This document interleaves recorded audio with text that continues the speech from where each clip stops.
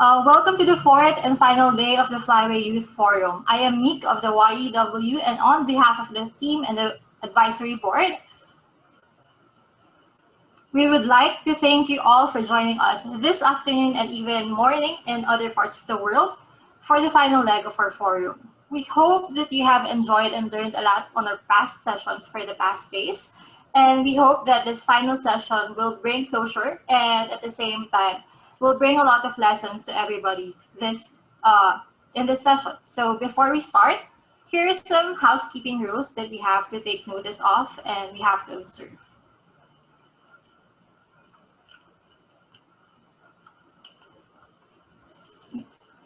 Next slide, please.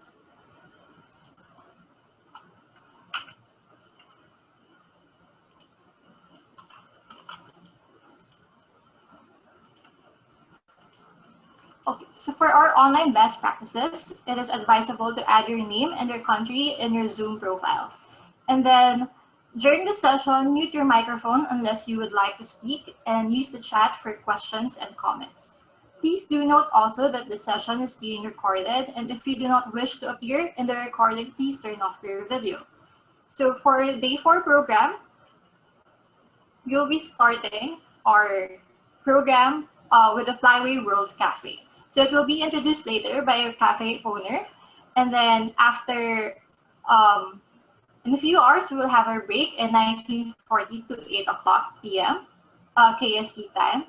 Afterwards, it will be followed by self-reflection and next step planning. And then on 8:30 to 8:45, we will have declaration drafting team update, which had a meeting this morning, KST time, to brainstorm and at the same time to decide on the next steps for the declaration that will be happening on December 18th. And lastly, we will have our closing ceremony. So before we start, we have a presentation by Sam Lee, musician and artist.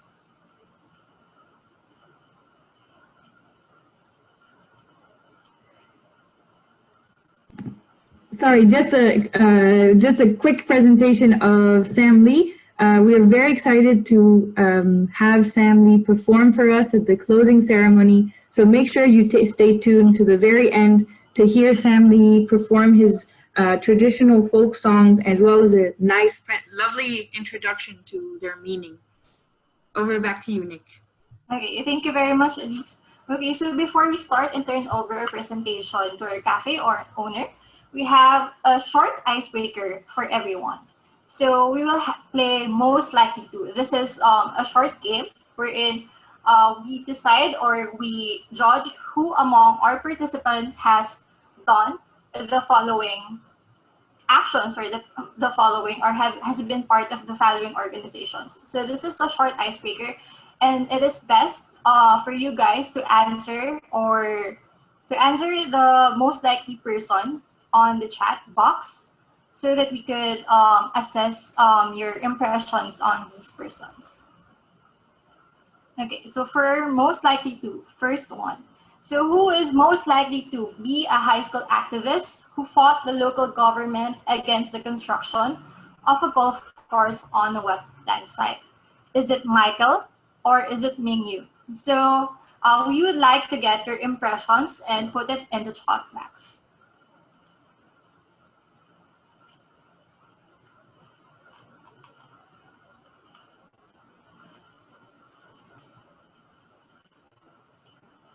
Great. Okay, yeah, it is Mengyu's song. So during our past presentations, he has shared his experience in fighting a local government in Korea in building a golf course in an established wetland site. So it is we were really, how do I say this? Like, we were really overwhelmed, and at the same time, we were really proud of his achievements, even though it hasn't really fruition because of the golf site was still established after 2 years of activism and such. But then doing this such feat in a young age is a commendable action for everyone.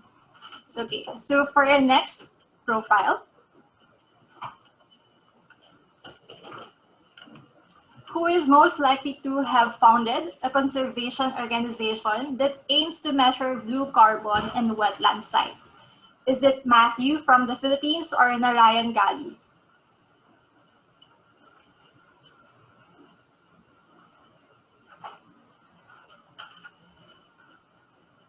Great. Yes, it is right. You're right again. It is Matthew Tabilog from the Philippines. So she has founded Mangrove Matters PH, who aims to educate the people about mangrove conservation and at the same time measure the blue carbon in this particular wetland site. So yes, thank you, Matthew. And then lastly, we have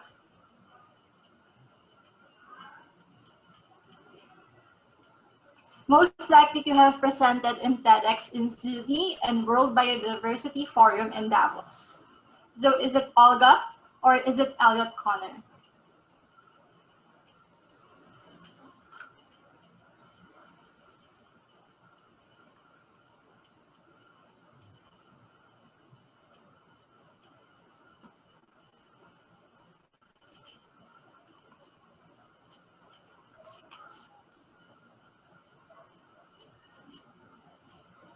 Yes, it is Elliot Connor.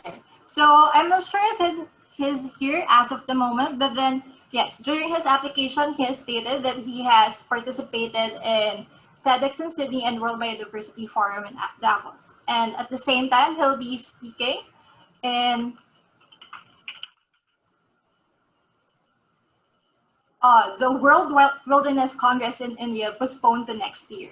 So thank you very much for participating in the chat forum. So now, without further ado, we will turn the time over to our cafe owner, Mika Tan.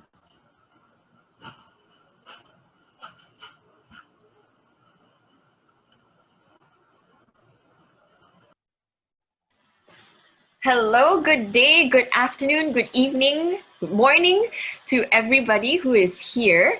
Let me just make sure that my screen is being shared properly before we begin.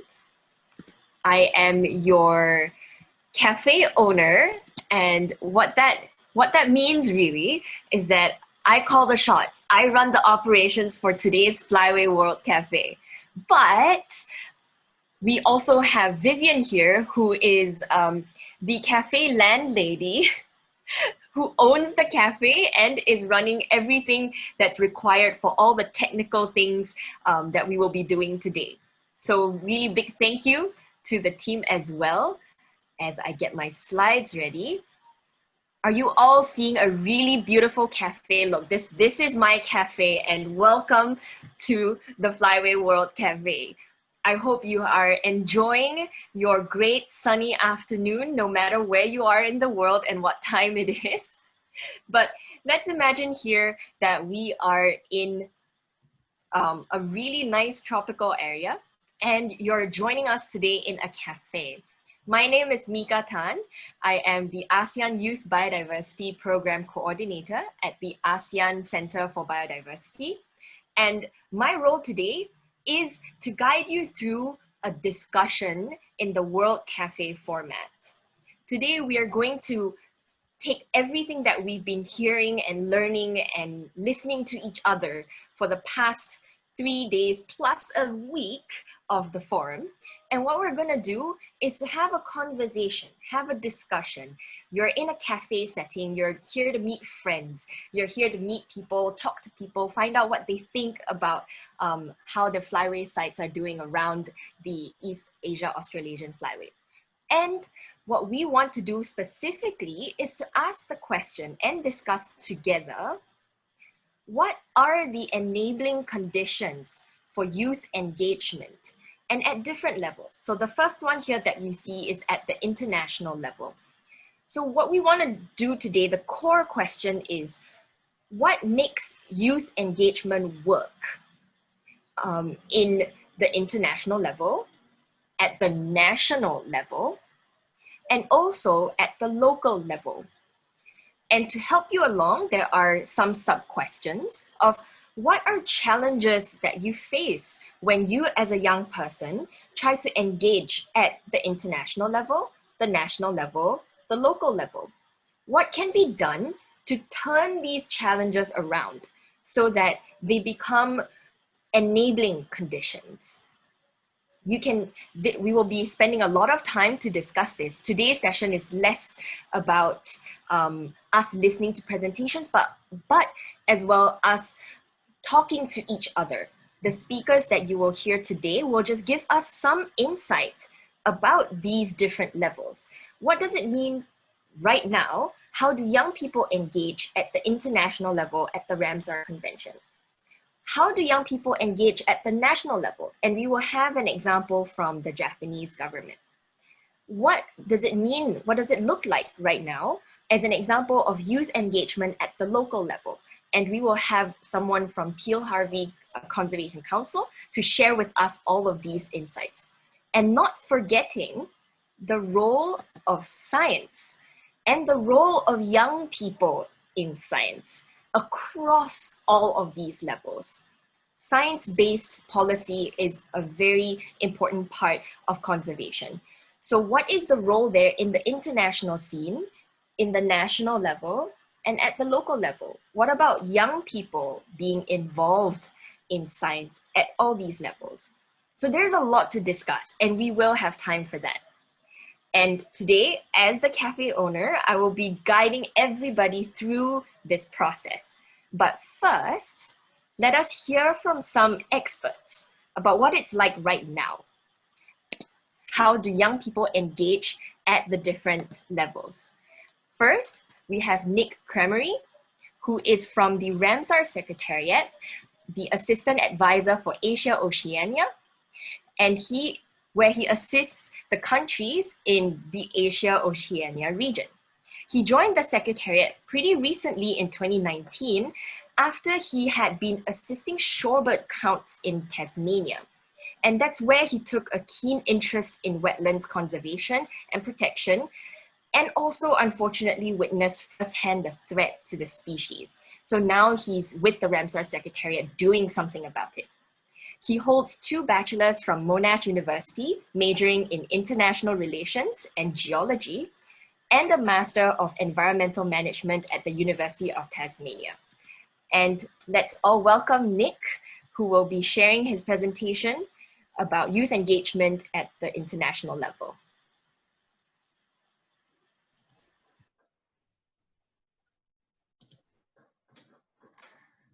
Thank you very much, Micah. I'll just share my screen.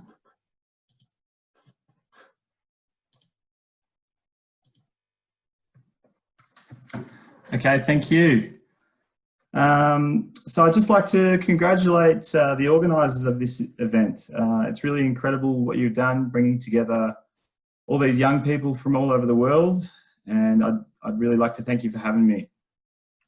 I would also like to thank the Secretary General of the Convention on Wetlands, otherwise known as the Ramsar Convention, Miss Martha Rojas Orrego, for inviting me to speak on behalf of the Secretariat.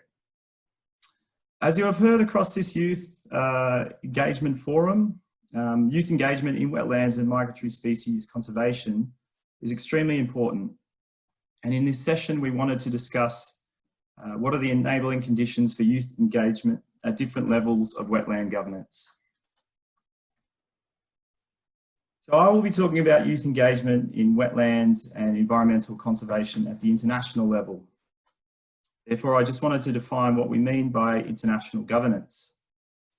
This includes political cooperation among transnational actors aimed at negotiating responses to problems that affect more than one state or region.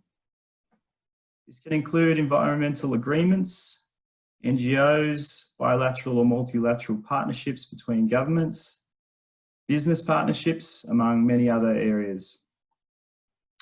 There have been multiple successes in international environmental governance in the past.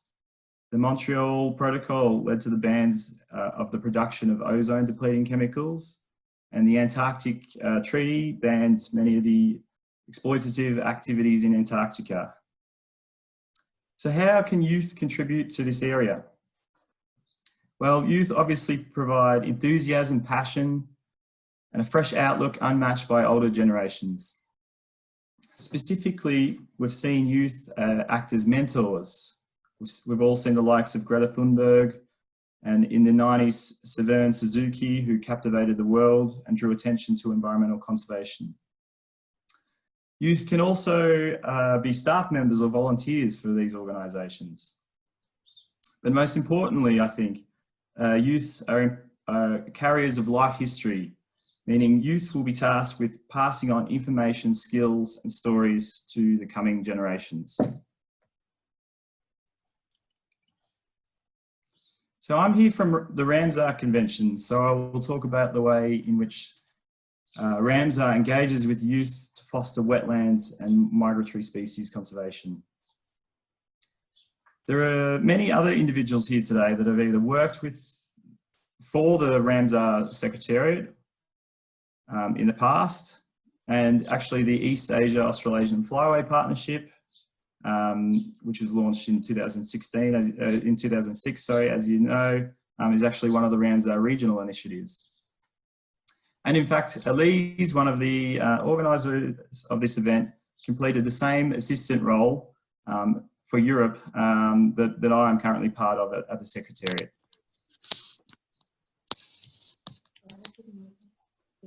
So the mission of the Ramsar Convention is the conservation and wise use of all wetlands through local and national actions and international cooperation to contribute to achieving sustainable development. Wetlands and migratory species do not adhere to borders. Therefore, dealing with wetlands issues must involve governance at the international level. So regional and ecosystem level approaches are appropriate for sorting out the linkages and priorities in conservation. The role of the Ramsar Secretariat involves providing support to the contracting parties, especially in relation to the implementation of the Convention's strategic plan, but also to develop cooperation with other conventions and intergovernmental institutions, and to inform the contracting parties and the public of developments related to the Convention. So where do youth fit into the Convention? Essentially everywhere. Youth can be engaged in lobbying governments, working in organisations, collecting data, monitoring and reporting on ecological change in Ramsar listed wetlands. So youth can and do play a major role in the mission of the convention, And older generations have a responsibility to engage youth as stakeholders, seeing as they are the ones who are going to inherit the legacy left by older generations.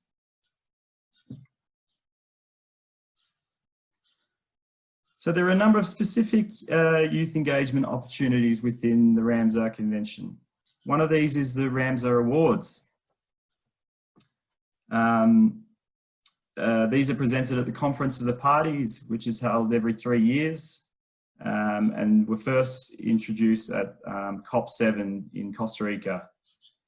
This award provides a great amount of recognition to the hard work of youth organisations working towards the conservation and restoration of wetlands.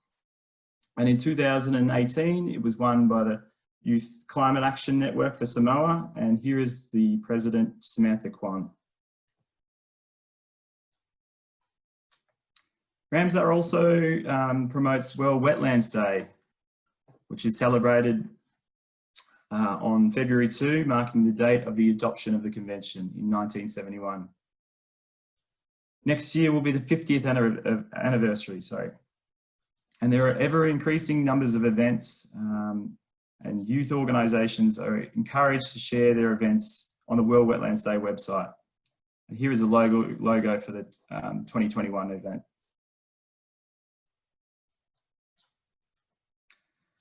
The Ramsar Convention also facilitates a number of small grant opportunities in different regions.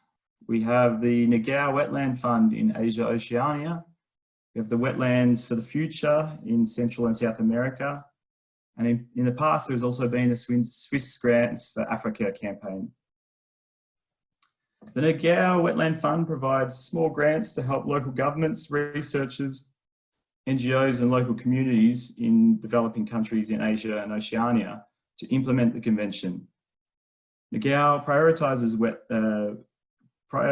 projects concerning the conservation and wise use of wetlands.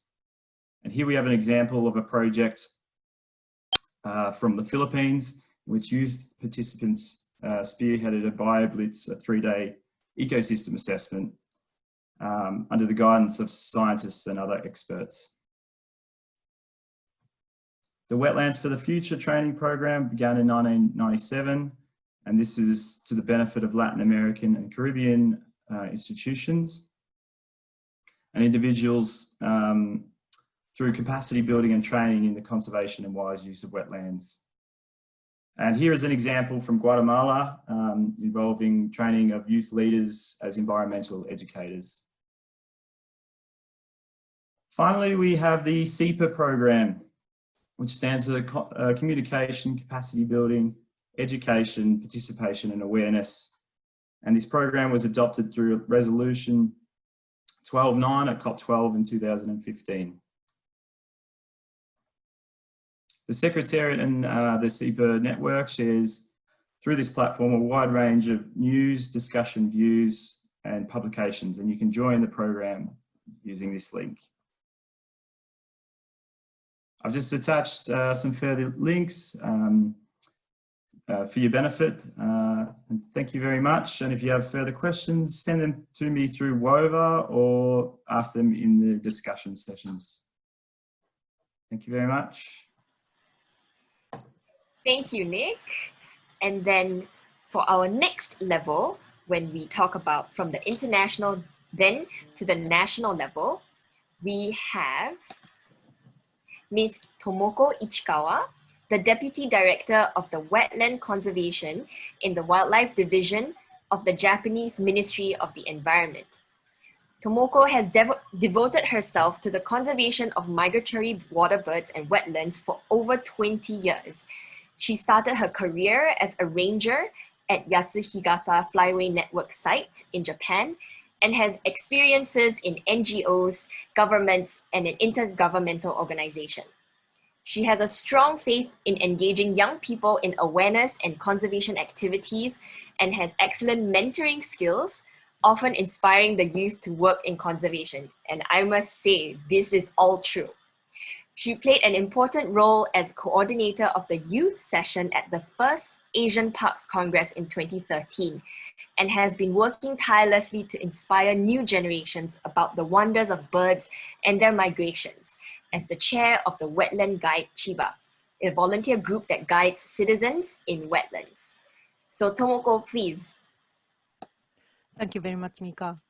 I'm very delighted to be invited here because I really love working together with youth because they are so inspiring. And so I prepared one slide. Hope you can see this now. Mm-hmm. Is it's it not okay? yet in presentation. So can you see now? If you click on the slideshow button. Yeah, already. Okay, then maybe it's loading for me. Okay. Hopefully. Okay, yeah. Right. I see it. Okay, I'd like to talk about the wetland conservation and the voices of young generations. This is the case of Japan. And just briefly, I'm in the Wildlife Division. It's under the Nature Conservation Bureau of the Ministry of the Environment. And okay, in the Wildlife Division, there are 4 sections led in green lines. I'm in the main section at the top of the division that deals with international issues, including conventions on the conservation of wetlands and migratory birds.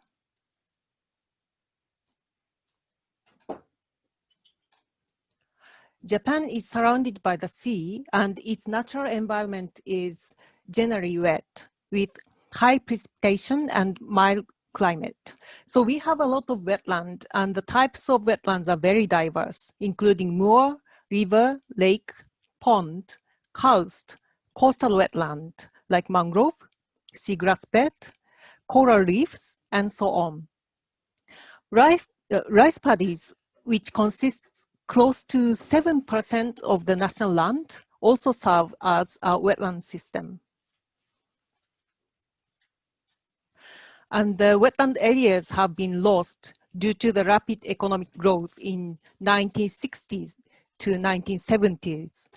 So we are trying to conserve and restore wetlands. We have 52 Ramsar sites in Japan. They are protected and managed under the national law. The Ramsar Convention promotes conservation and the wise use of wetlands. The photo shows fishermen in Shinjiko Lake, a brackish lake, famous for the largest catch of corbicular clams in Japan. The clam fishing has been done historically by sustainable ways, avoiding overcatch. For example, the local fishermen set the time and term allowed for fishing and the target amount of catch. They also set the size of the net of the special traditional fishery equipment called joren, which can only catch clams that are big enough and avoid taking small clams that can grow further. In addition, the fisherman takes part in the maintenance of the bottom of the lake to attract creatures to live in, using their traditional equipment.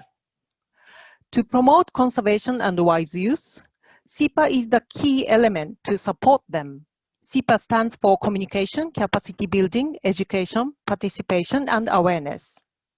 It is very important activity to get stakeholders' understandings of the value of wetlands and participation in the conservation.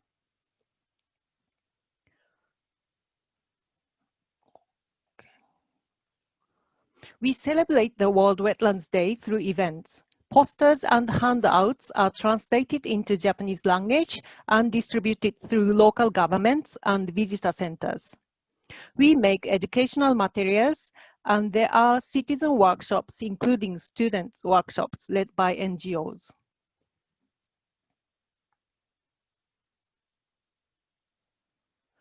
To support SIPA on the wetland and migratory birds conservation, visitor centers are a very important place to promote SIPA. In Yatsuhigata Nature Observation Center in Tokyo Bay, university students are inviting children to bird watching through drama. The man in a red coat is called King Solomon. He has a special ring to talk with birds and ask questions from the participants. The center runs the Junior Ranger program. Students can learn about creatures and wetlands and even about the importance of the conservation through hands-on activities. More than 700 students completed the step 1 and 100 students completed the step 3, and they can become junior rangers who guide visitors to the visitor center.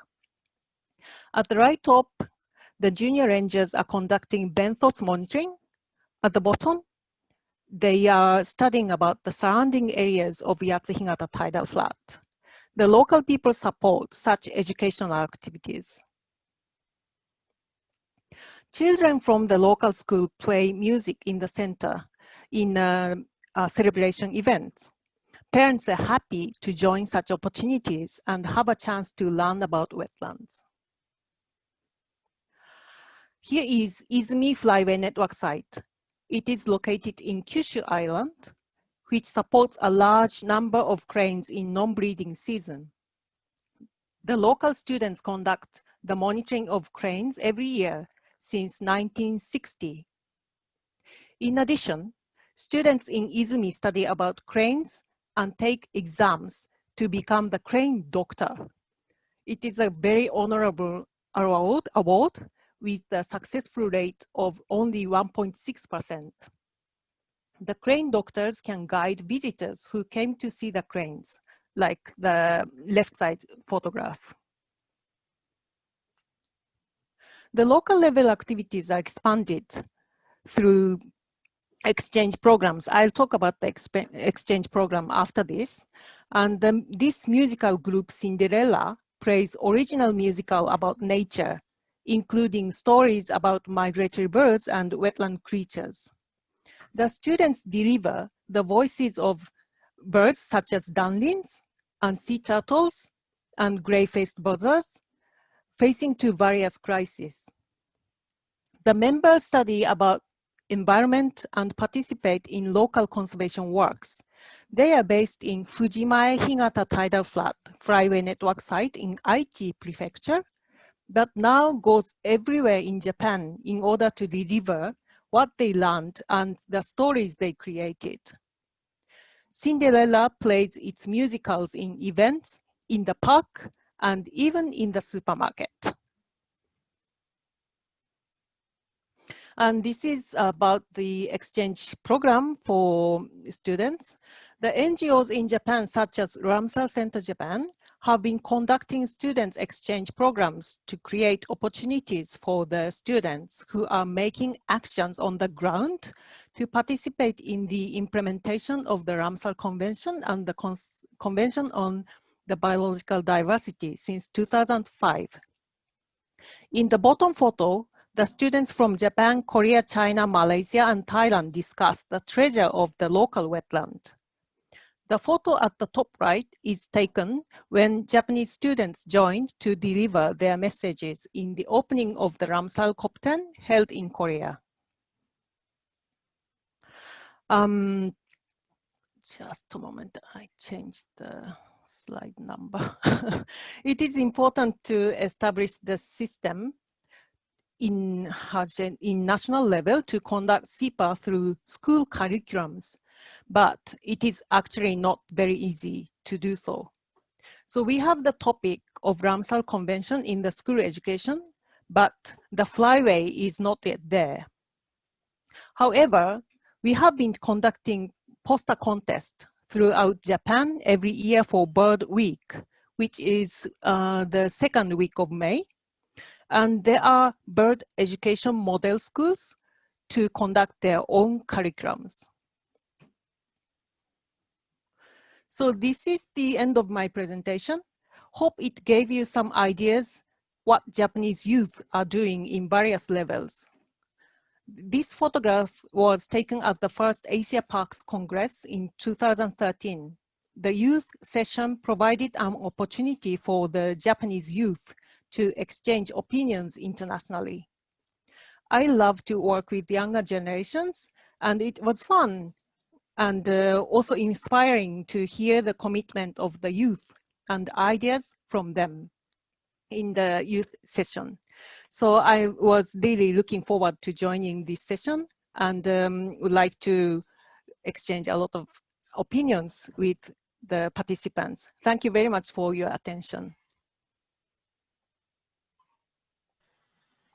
Wow, thank you, Tomoko. So I'm hearing some similarities between the international and the national levels, this thing called SIPA.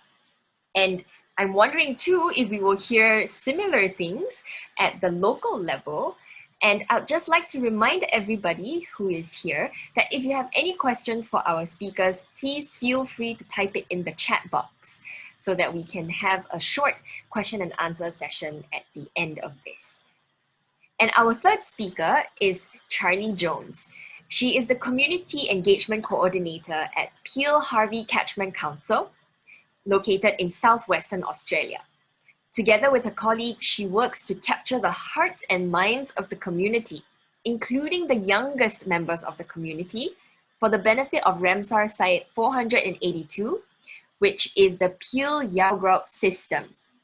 Charlie comes from Western Australia and studied environmental management at the University of Western Australia. Prior to working at the Catchment Council, she worked as a founding program coordinator of 2 initiatives aimed at fostering a curiosity and love for learning among young people: the Peel Bright Minds and the University of Western Australia's Children's University Program. Charlie, please.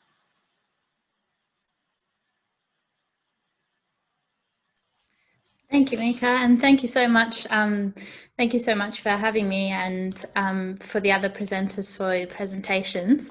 I'll just share my screen to begin with. Now, can everybody see that?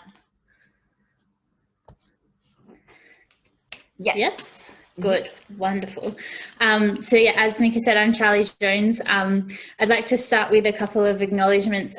Firstly, acknowledging the Noongar people, who are the traditional custodians, our Indigenous custodians of the land that we meet on here, and the land where our Peel Yalgrap wetlands are.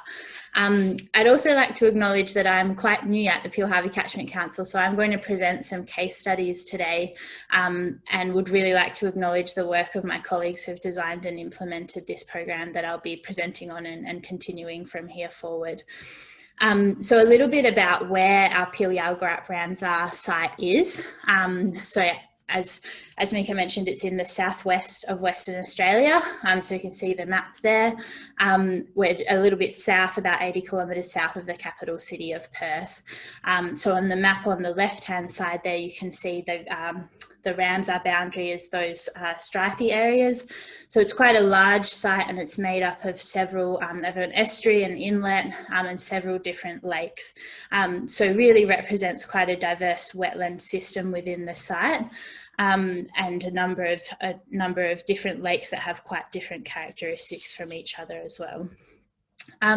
So our site meets 7 of the 9 Ramsar criteria, and I won't go into great detail about that, apart from to say, you know, we've got a lot of biodiversity and a lot of different criteria that we meet there.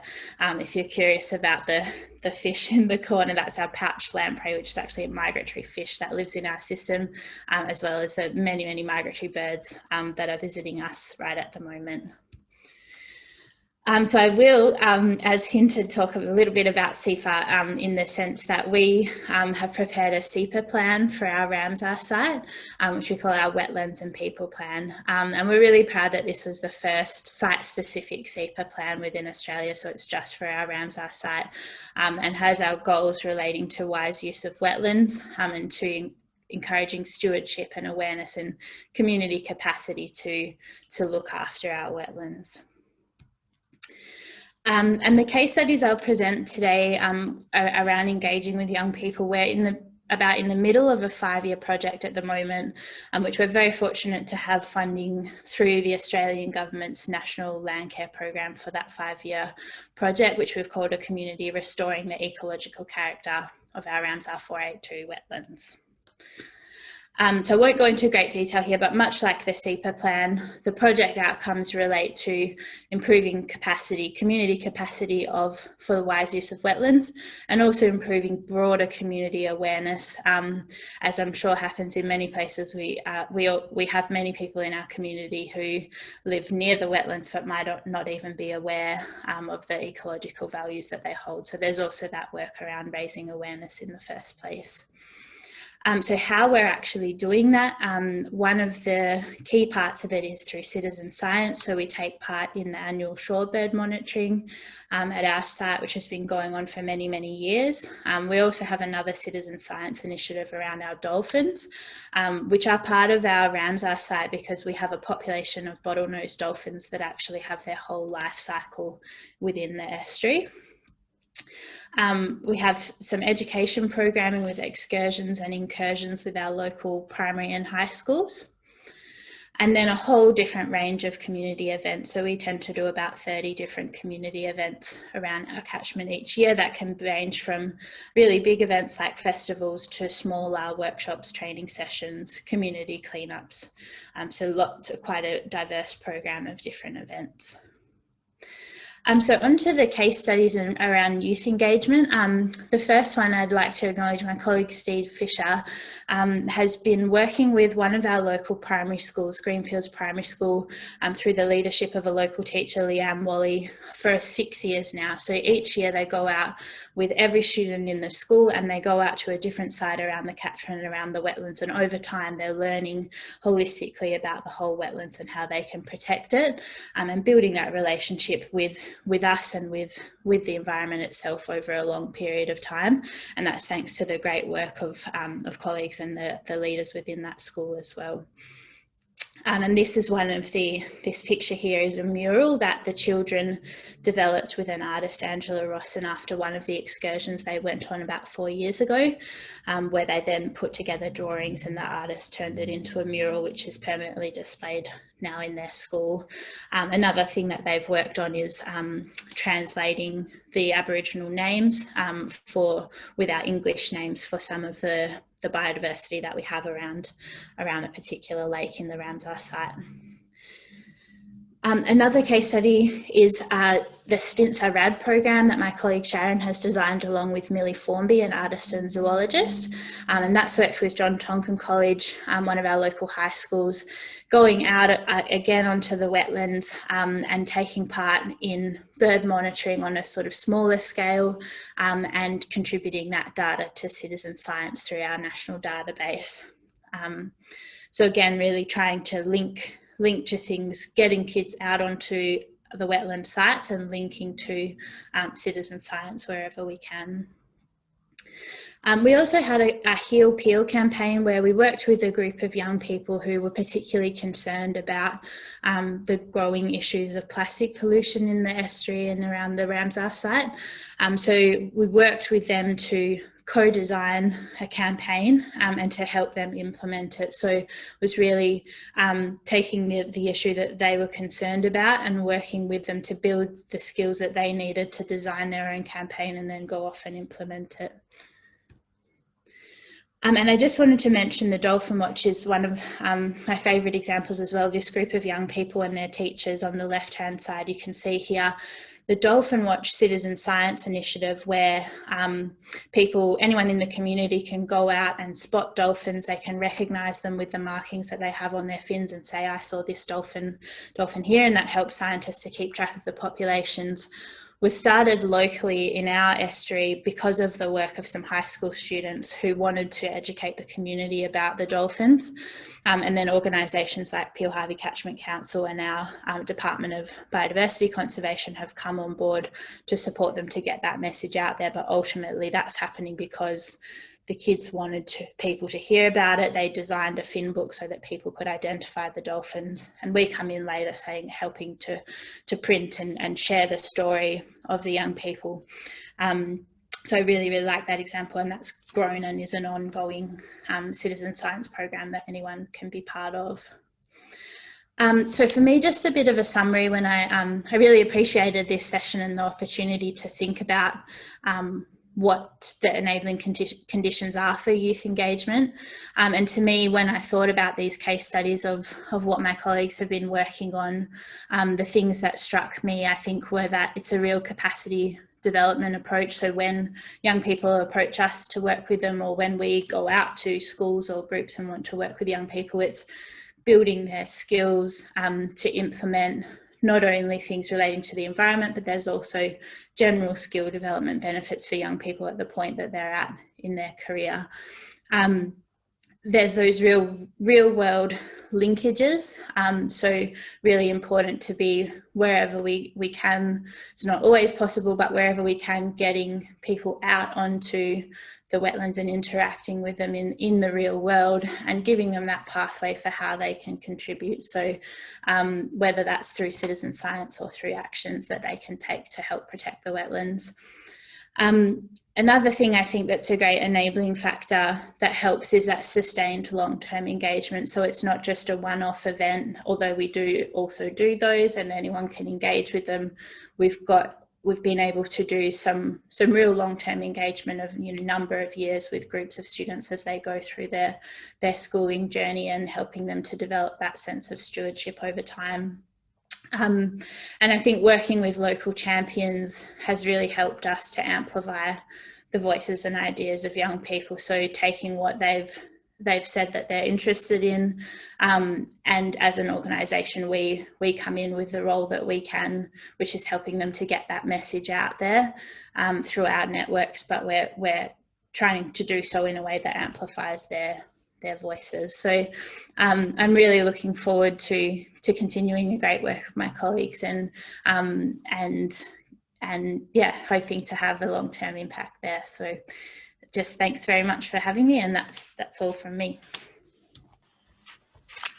Thank you very much, Charlie, and really great slide there. I think we should think about that as we have our discussions to come.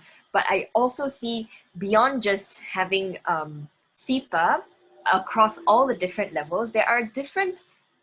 It's interesting to hear that at the international level you have SEPA like events like the World Wetland Day, right? And then at the local level, you have citizen science programs and very specific dolphin watch programs with schools and things like that.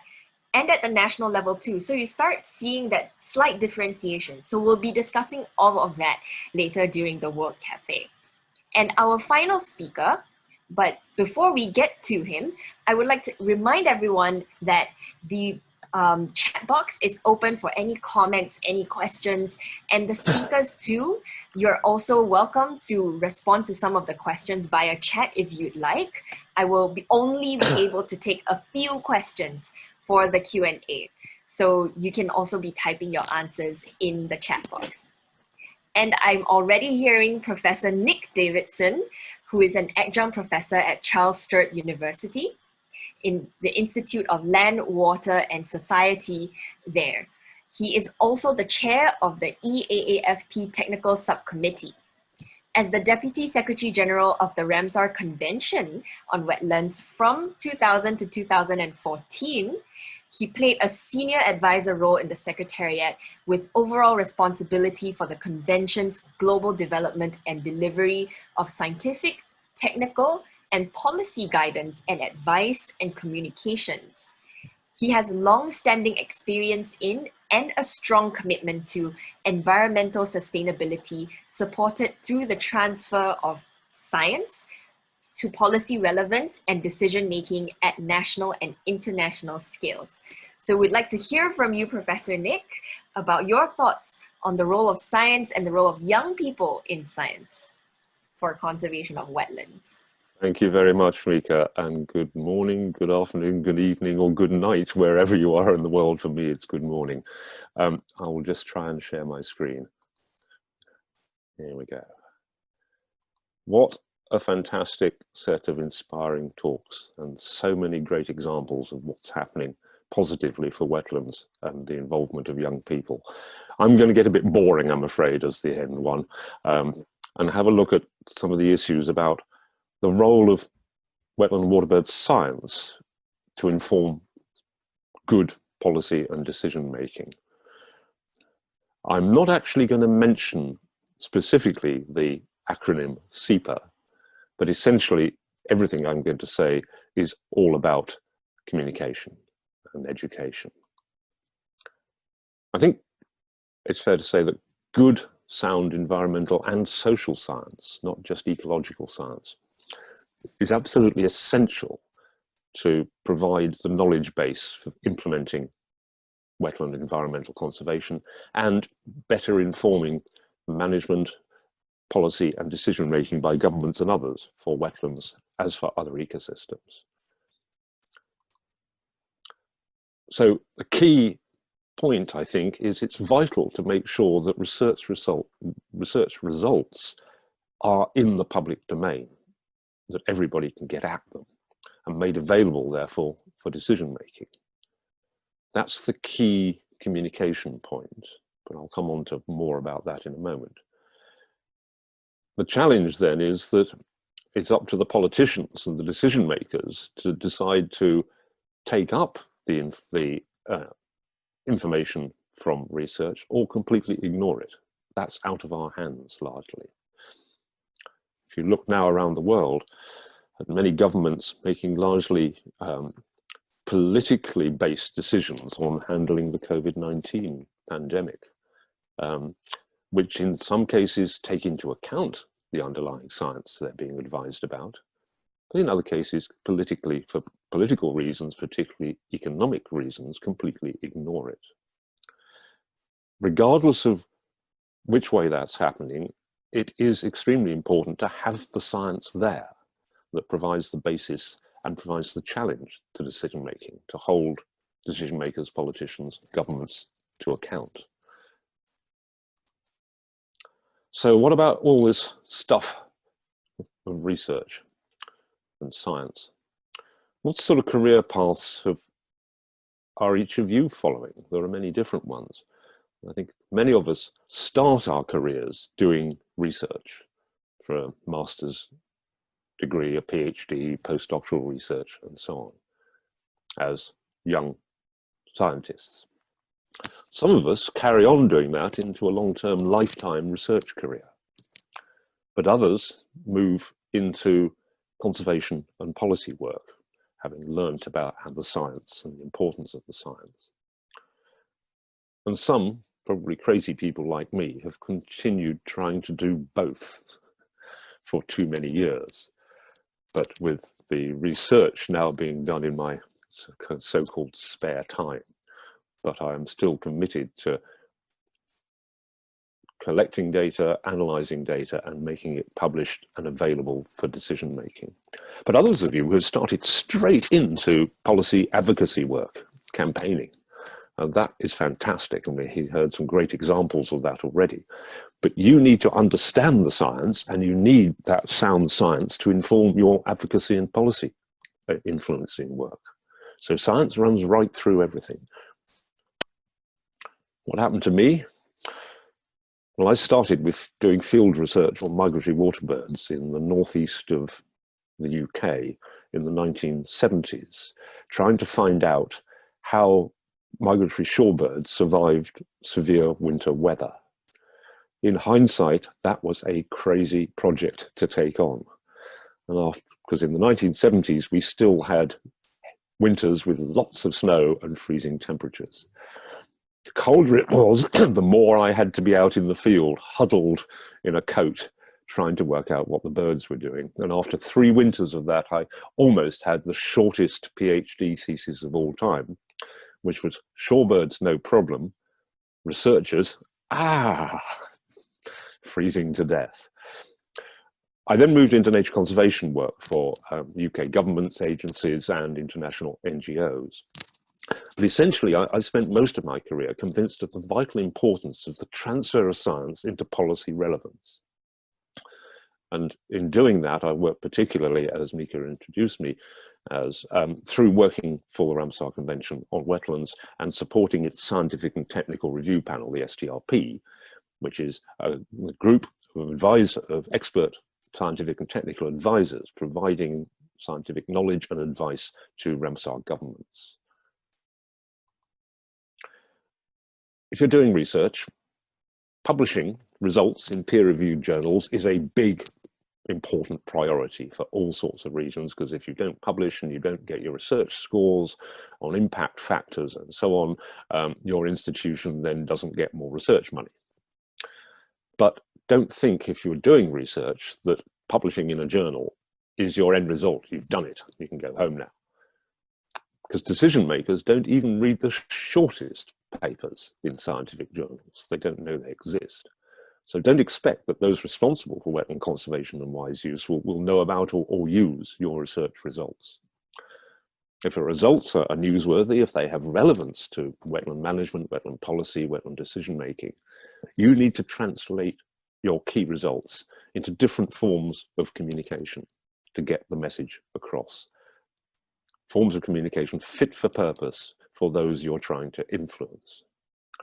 The soundbite of 3 minutes in the lift in the office when you find the environment minister has joined you in the lift to get a message across at its shortest, but informs using as little jargon as possible to explain to those who are not expert in the issues.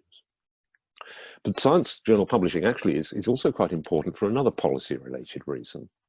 This is because many intergovernmental processes, like the Intergovernmental Panel on Climate Change, IPCC, IPBES, Intergovernmental Platform for Biodiversity and Ecosystem Services, Ramsar, other conventions, have rules about what can be included in their technical reports to governments. This is primarily that they will only include research that has been peer-reviewed and published. So publish your work, but then make sure it's available for these other processes. Just as one example, Ramsar's Global Wetland Outlook that we produced a couple of years ago in 2018, when we were preparing and drafting the GWO, we realized that there was a key gap in available published information on distribution and areas of wetlands and trends in wetlands. So we rapidly did some review research to fill that gap and published a couple of peer-reviewed papers that we could then include in the advice in the GWO going out to governments and all others interested in wetlands. And I encourage all of you to look for those sort of gaps and opportunities to try and fill them, raise the issue. We discovered another gap that was, we do know now quite a lot about where wetlands are and what the trends in wetland areas are. But we then also realized that we had very little published information about the state of the wetlands that we have not yet destroyed and converted for other uses. And so we have been recently working, including through citizen science surveys, to actually fill that gap, which we hope will report on more to the next Ramsar COP, COP14 in Wuhan in China, whenever it actually happens, currently scheduled for about a year's time. We shall have to wait and see how the pandemic moves if we can have that meeting. So how to translate your research results into policy relevance? Well, I came across just only last week, some, I think, great advice, very recently produced, as a, called Science Communication That Builds Trust. And this is produced by the Winton Centre for Risk and Evidence Communication, wonderful title, at Cambridge University in the UK. And I think it is well worth encouraging you all to have a look at this in terms of how translating research results into policy relevance can be trusted. These people commented that conventional science communication tips such as tell a story might work if your aim is to change people's beliefs or their behaviours, talk them through the storyline. But really important is to establish and maintain the trust of those you're trying to communicate with. And they commented that it's much better for experts, researchers or scientists, to inform, but not to try to persuade those you're trying to influence. In other words, be clear, but not directly doing advocacy, and make sure your work is accessible, comprehensible, usable, and accessible. In other words, people can check its accuracy and veracity. Now, I'm not going to go right through this because we're short of time, but these are the suggestions that the Winton Centre came up with about how to do this trust-based science communication. Think about the questions and the concerns of your target audience. What do they want to know about, and address all of those. Think about what might be misunderstood and cover that before the misunderstanding happens, and so on. I'm not sure I totally agree with all of these suggestions, but I think it's a very interesting starting point for those of you who are working to use science research results about wetlands and waterbirds to inform and influence and discuss with the decision makers better achievement of wetland-wise use, to think about these issues and these approaches when you're developing your campaign materials and so on. So I think I'm pretty short of time now, so I will stop at that point, and thank you, team, for inviting me to join this really exciting forum. I hope this has given you some food for thought about how to follow a career using science, whether you are doing it as a direct researcher or as somebody working in a conservation NGO or a youth group or whatever. So thank you very much indeed. And I'll just finish with a slide of yellow water in the Kakadu National Park Ramsar site, which is also an East Asia Flyway network site in Northern Australia. Thank you very much indeed, team. Thank you very much, Professor Nick. And what you shared was really, really interesting. The part about communication that builds trust. And we've learned a lot from the pandemic that trust matters a lot, whether the science is there or not. And I think that also that's also the point when we are looking at SEPA at all these different levels. We want to build trust with the public that wetlands conservation is important, that it will be beneficial for them. And we also want to build trust between the different stakeholders, between young people and the governments, between young people and international organizations, that young people can contribute meaningfully to the processes. So all of these are really, really interesting points. And I want to be able to address some of the questions that were sent during the discussion so far. For the team, how much time do I have here for the Q&A? Where are we now? I think we have 15 minutes. Does that still stand?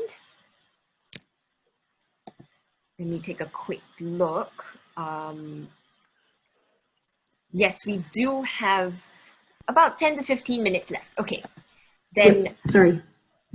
Okay, I just have some questions here from the chat box. And I think some of them have been answered by the speakers through the chat box themselves too. So I will I'll only have time for a few of these questions.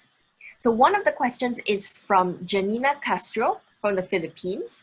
And she asks, what are some challenges to include wetland birds and the EAAF in school curriculums? Some schools find it hard to squeeze it into their lessons. I think this may be more relevant for Tomoko and also for Charlie at the national and the local level. Tomoko or Charlie, would you be able to take on this question? What are some challenges to include wetland birds in the school curriculum? Okay, then I will go first. Yeah, the biggest challenge is students are very busy.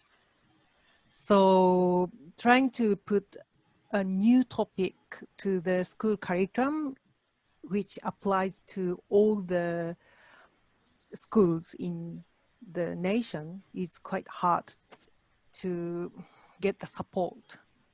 And so there are a few prefecture level curriculums or city level curriculums. They have their own curriculum to include water birds and also wetlands conservation.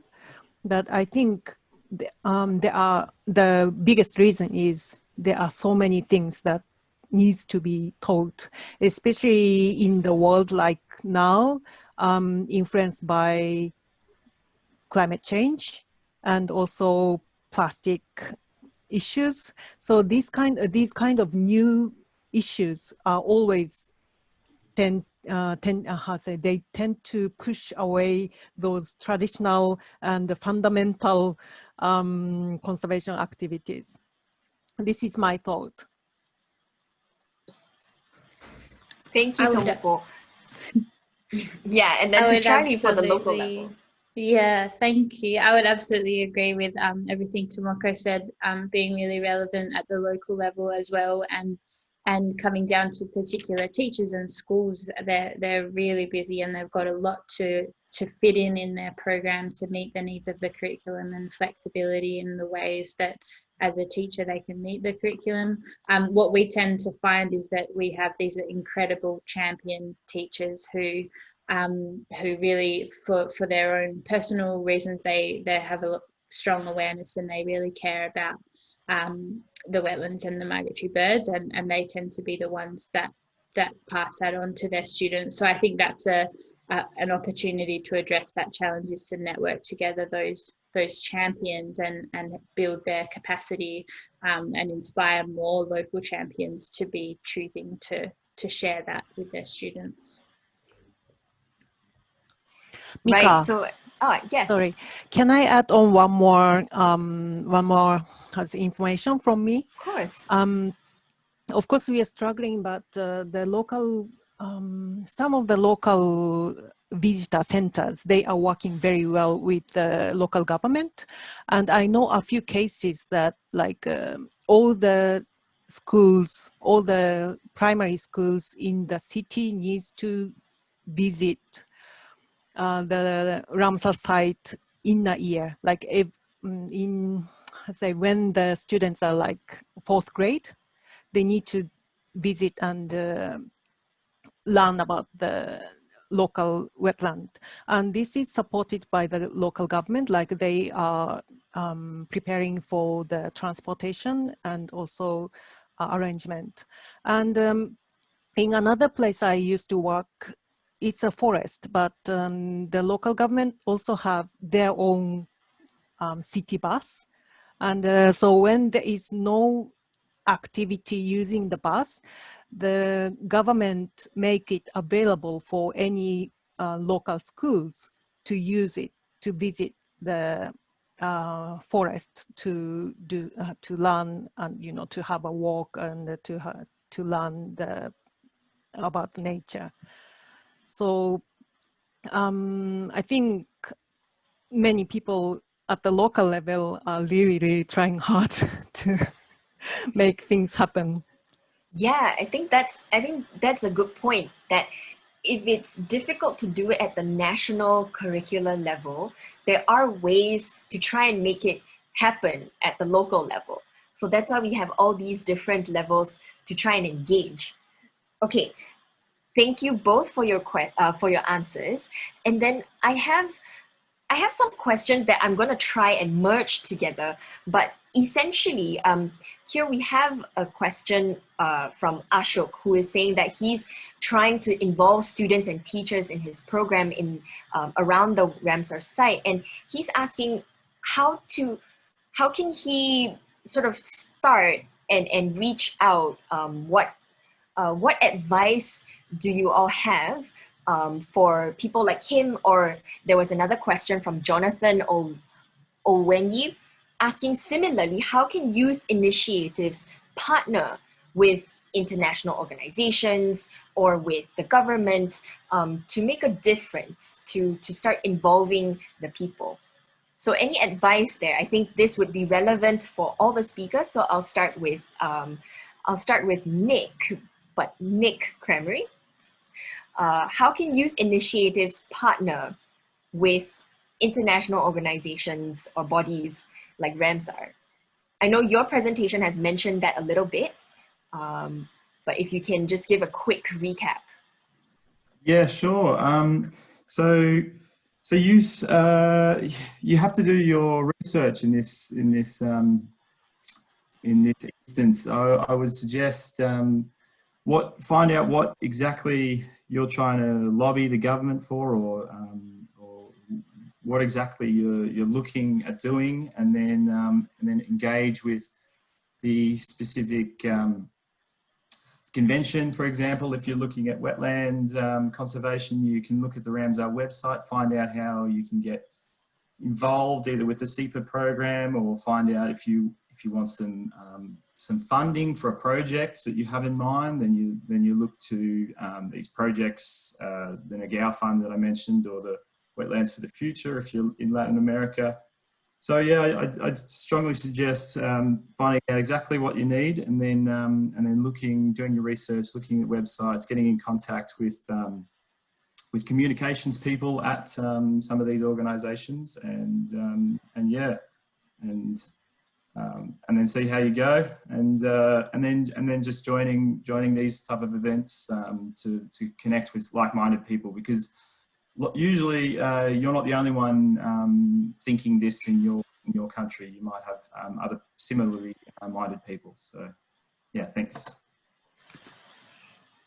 Thank you. Then I just wanted to ask if our other speakers have anything to add to that, other than doing your own research, understanding where the different channels are, and then what exactly you want, so that you can reach out and seek that partnership. Well, the other Nick Davidson, you have something to add? Well, one Nick has to follow another Nick, logically. just a thought, and it may be a slightly negative one. Youth groups, and particularly youth engaged in wetlands, have managed to get some very good and very high profile about youth issues at recent Ramsar COPs, particularly the COP in Dubai. And talking with other government delegates, that was very much appreciated. But a bit like publishing your research paper, I suppose the question I have to ask is, so what? what has happened subsequently in terms of any outcomes that have led to further engagement or linkages. It's not at all easy to engage with formal intergovernmental processes like conventions. They have their own processes, own rules of procedure and engagement. So I think it's important in terms of, I would say it's kind of an exponential scale of difficulty as you move up geographical scales. Engaging locally, from great examples, for example, that we've seen from Charlie and heard from Tomoko and so on, can be done and is being done all over the place. As you move up to national or flyway scale, it becomes harder to get engagement across that whole scale, as I think Tomoko has commented. And then you go up to the international, the global scale, exponentially harder to get involved and get into that and affect it and get engagement with it. So I think, Nick, I see my other Nick nodding there. Be optimistic, do it, but don't expect a silver bullet solution, particularly at trying to work with government and global governance processes. So to end the discussion on a slightly more negative point, be realistic, I think, is my end comment. And look for where the wins can be achieved and showcase them. Thank you. That's a very great point. Be realistic. It's exponentially harder as you go up the scales. That is true. I see lots of nodding heads, but that's also something that we want to discuss at the World Cafe. So if it's this hard, what exactly are these challenges? How can we turn them around? How can young people get to know these challenges? Why is it so difficult? And then capacitate ourselves, for example, through this forum, to learn about all of these international processes or national processes. And then how then can we engage? Because I've also been working with the youth in the Convention on Biological Diversity. And one thing that I know very well working with the governments of ASEAN is that they want to see that young people are not just there to protest or not just there to say something against what's happening. They want to know that young people understand the situation, and it only does us a disservice if we come in and do not fully understand why things can be so hard. But as young people, our role then is to push the envelope, is to ask, why can't things be better? Challenge what's existing, but challenge it realistically, as Nick has said. So we'll take all of these discussions to the World Cafe, and I want to share with you very quickly how we can make the best use of our World Cafe format. And I'll bring you all back to, let me share my screen. I'll bring you all back to this really nice cafe. The real cafe is called the Borough Cafe. It's somewhere in Manila. But let's just imagine we're here in our Flyway World Cafe. And what we're going to do now is to get seated. You're in a cafe. You want to have a discussion with your friends, with people that you, with your friends of friends that you're going to meet. So we'll seat you all in a table. And this will be done somewhat randomly so that we can put different people with different backgrounds, with different perspectives together, so that we can have a fruitful discussion to share ideas with everyone across the table. And what you will do when you get into your groups is, first of all, you have to introduce yourselves. I know that this is already the last day of the forum. It's a bittersweet thing to be on the last day of the forum. So some of you will already know each other. Some of you have heard from each other, but you haven't had the chance to actually talk to each other. So today you will get to talk to each other. So say hi, I am whoever from where, and go around whoever is at your table. And what you need to do is to nominate someone in your table to be the facilitator. because we're having a World Cafe discussion, and I'll explain how that works. But for all of this to work, we just need someone to guide the discussion along and someone to take notes so that when I say something, it disappears into the air. But if I have a note taker, what I say can be recorded down so that we can all refer to it and have more discussions. So the role of the facilitator is to just guide the group through the questions. And don't worry, this will not be difficult. Well, the difficulty is in coming up with ideas, but guiding the group through the discussions will not be difficult. You will have help, and I'll talk about that in a little bit. But also to get everyone to share, either verbally or using the chat, because some people might not be able to speak at the moment, but they can share in the chat, and just making sure that everybody gets to share their ideas.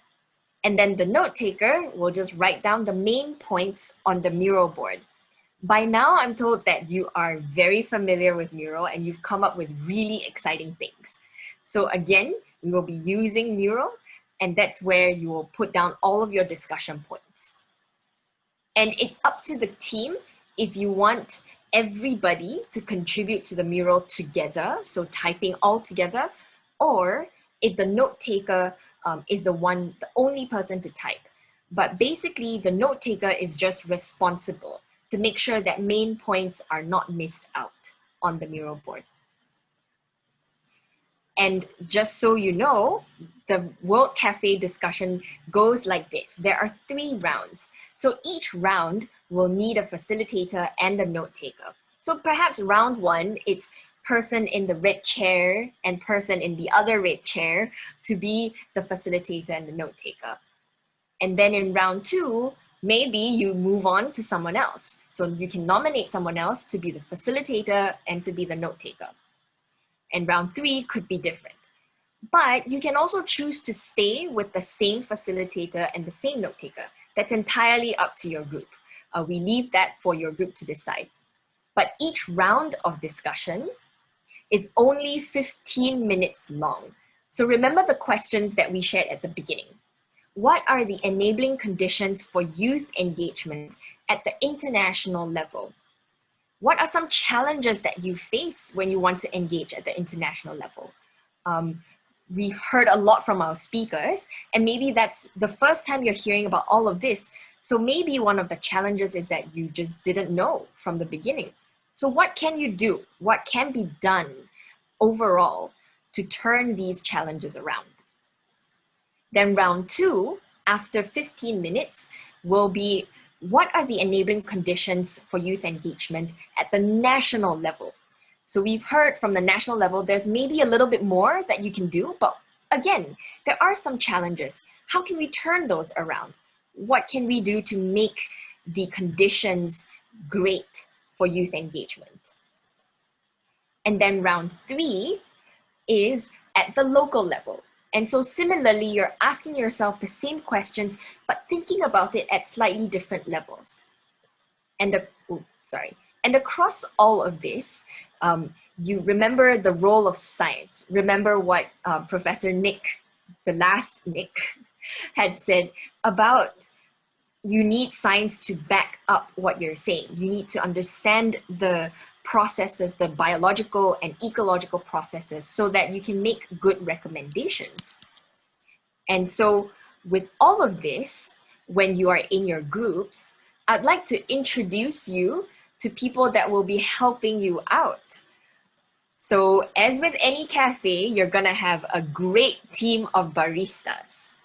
And here today, we have with us Haeson, Jisoo, Semi, Tino, Yoon, Chris, and Elise as our baristas who will be helping you out in the sessions.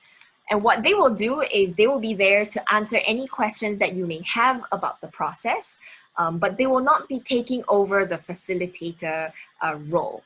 They're just really there to make sure that things are happening fine, that all of your coffees or teas are being brewed okay, so that you can have your discussion, all right? And in your groups, what I'd like you to do is that as you're discussing, make sure that all the points are down in your mural. And I think the organizing team will be sending out the links to all the mural boards so that you can click on the correct link when you are put into a group. And what I will do as the cafe owner is that I will go around and just keep an eye out about what the main discussion points are. And after all 3 rounds, we will come back together and then have an overall discussion about what were the similarities that I saw across all the different groups.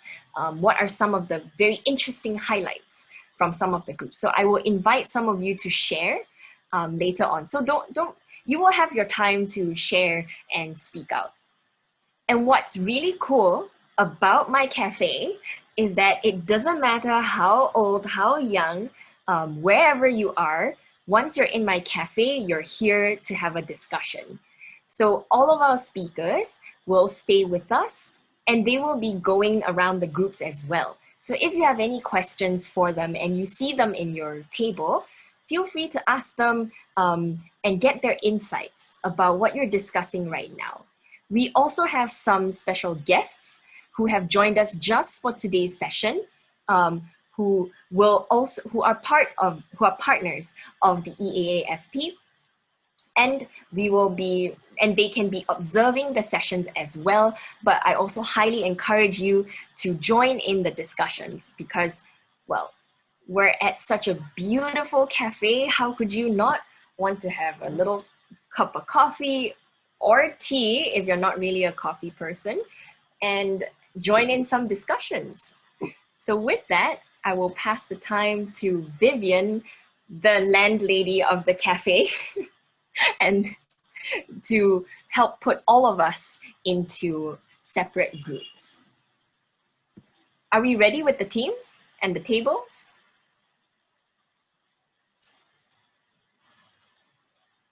Right, we are. So join your breakout group and then we'll see you later. And welcome back, welcome. I think I would rather see everybody's faces than show you the picture of the cafe that we are all in. So I think it's actually much nicer to see all your faces. So I will not be sharing my screen. But welcome back everybody, and thank you all for such discussions that at some points it was a little depressing, but at other times it was really great to hear all the initiatives that are happening in the different countries, in the different projects at the very local level. So great to hear that. And before I do a quick overall synthesis, I wanted to hear from each of the group's baristas about one thing that you find memorable about your group discussions. All right, I'll start with group 1, and that's with, I think your barista was Chris. It was, thank you very much, Mika. That was just an amazing discussion, and I'm really blown away really with the amount that you guys know already about what's going on in the world and what's happening at all the different levels. I think when I was your age, I really did not have any idea about this. So I was very excited and heartened, I guess, to hear about how you really have a great understanding of it at all of the levels, and you really have so much interest and so much to give. And the key thing I think that's missing is just those structures that allow young people to be heard better. And so if that's one thing that can really come out of these discussions, that we can find a way to build young people's capacity and to really get their voices heard at all these different levels, then I think that would be a really positive thing. But yeah, just congratulations for a great discussion, really good. Thank you, Chris. Then Elise for room 2. One thing from your group. Thank you, Mika. Yeah, we had very interesting discussions and amazing facilitation by Kyle, working through all these very tough questions. One key thing that I would say, there were several things, but yeah, this importance of like having these opportunities for young people and creating the opportunities for these exchanges.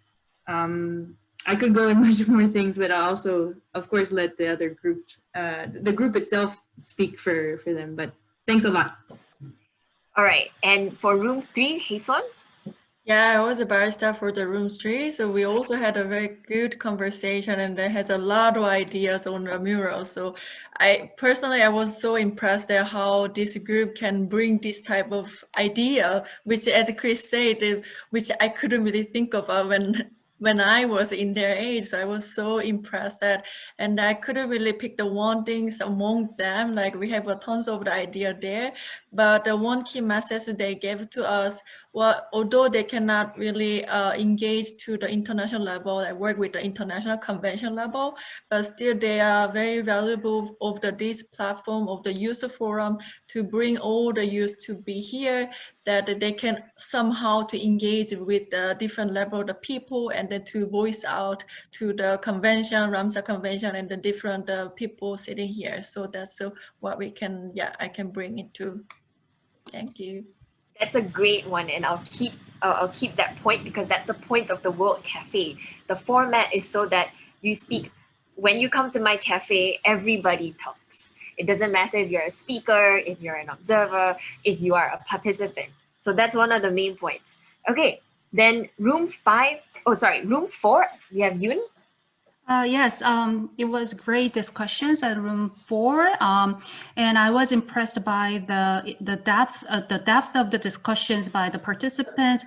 The participants not only aim for like better achievements or the goals, but they also acknowledge the limitation in place, and they are trying to solve the limitations by the resources and capacity they have. It was very impressive, and also they would like to collaborate with other youth organizations and then strengthen the network. It was a great point that I found out from the group, and I was grateful for having Professor Nick Davison in our group. So yes, he gave us a lot of advice for our participants. Thank you.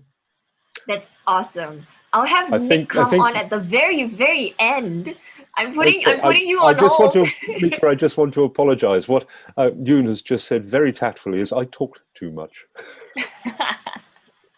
So I will put you on hold until the very end. Nope, no problem. And then room 5, we have Jisoo. Okay, yeah, I'm like really, it was like super fluid with all of the like knowledges and backgrounds, and yeah, it was great chance for me to actually learn about how it goes and the thoughts in depth. And the one thing is like difficult to point out one thing that's the most like memorable or stick out to me, because I've learned so much. But I guess like I learned that the needs of the programs among the international, national, and local level is really needed. And yeah, and there are several things in like small things that are really huge things in the end. So yeah. Yeah, great. With room 6, well, you have 2 baristas, Semi and Tino. Either one of you can share something from your group.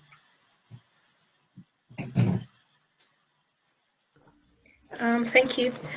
So we had really interesting discussions, and people really shared really great opportunities based on the challenges that they were facing with regards to each question. So it was really good to understand what people are going through at different stages based on the local level, national level.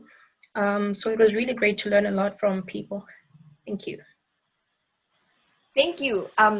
I think, was that Tino who went? Yes, Tino, yeah. And Nick was also really great, very helpful. So I think he can share more on that. That would be Nick Cremery, right? Yes. The other Nick. Yes. Okay, great. Yes, I also talk too much. Well then, does Sammy want to share anything from your group? Actually, I was in room 5. Ah, okay. And, so maybe I mixed up the order. Yeah. So I was really impressed of the participant discussion, especially for local level. And I really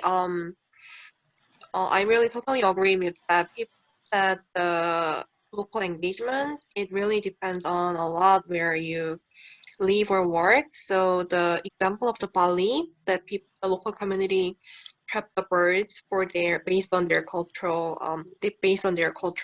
understanding, which was really impressive example for me. So yeah, the discussion was really new, bring me a new understanding.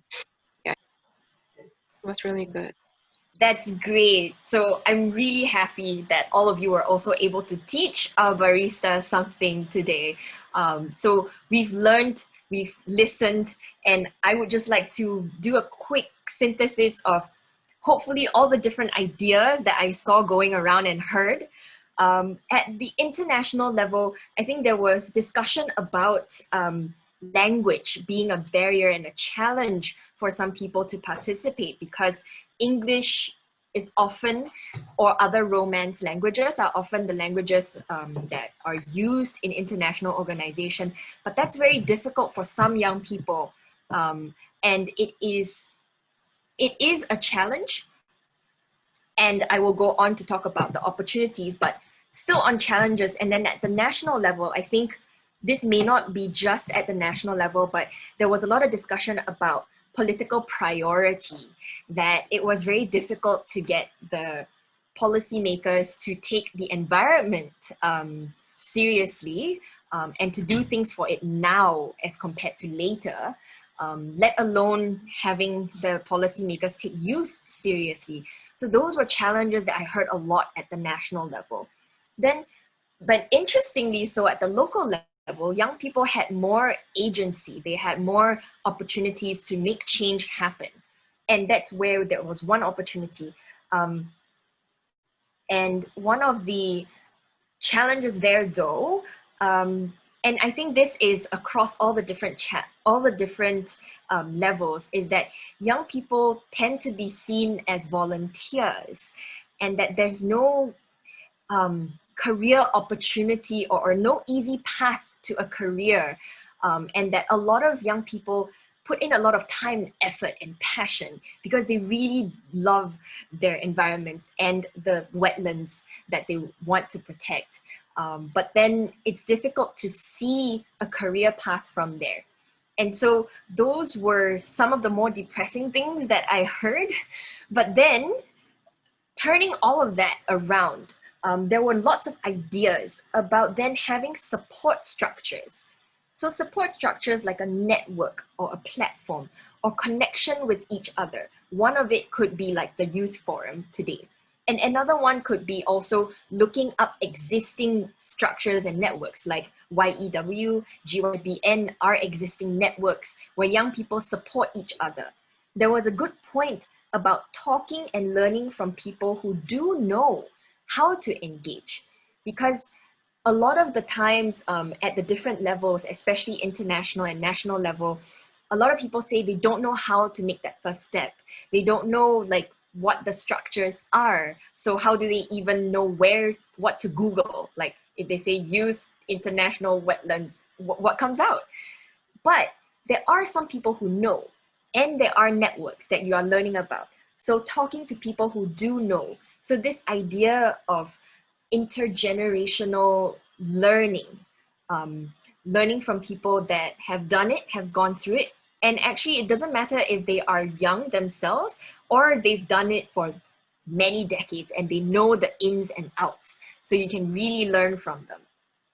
And then another piece there is building trust, being inclusive. So this was a point that I think was also at all the different levels. This comes in where policymakers tend to feel like, well, they may not believe young people. And sometimes when they hear from young people, it's through protests. It's through channels that are difficult for them because it's always against the government. Sometimes that's how the government perceives young people. And so they're anxious. They're also not, they don't know how to engage young people in a way that will not just end up being chaos. So then there's also an opportunity there to create a special safe space, a structure where young people are there not to just protest, but to challenge, but knowing and understanding the political climate. That was one of the pieces that I saw in one of the group's discussions, that when young people show that they know what they're talking about, that they show that they can make a difference, that's when decision makers listen to you. Because if you think about it, they have a job. Their job is to carry out the plans of the government. And if they are hearing that young people can carry out projects, they're hearing that young people are effective, that they know how to do things in a more efficient manner with very little resources. A lot of us use very little resources to achieve the same impact. Then they want to listen. Then they want to know, how can we work together to implement these plans for conservation? So building trust is also very important. There was discussion about trust at the local level, because if you're entering a community and you're not from there, there's also trust to be built there. And how you do that would be very dependent on that community. So I think I've tried to capture everything that we've talked about today.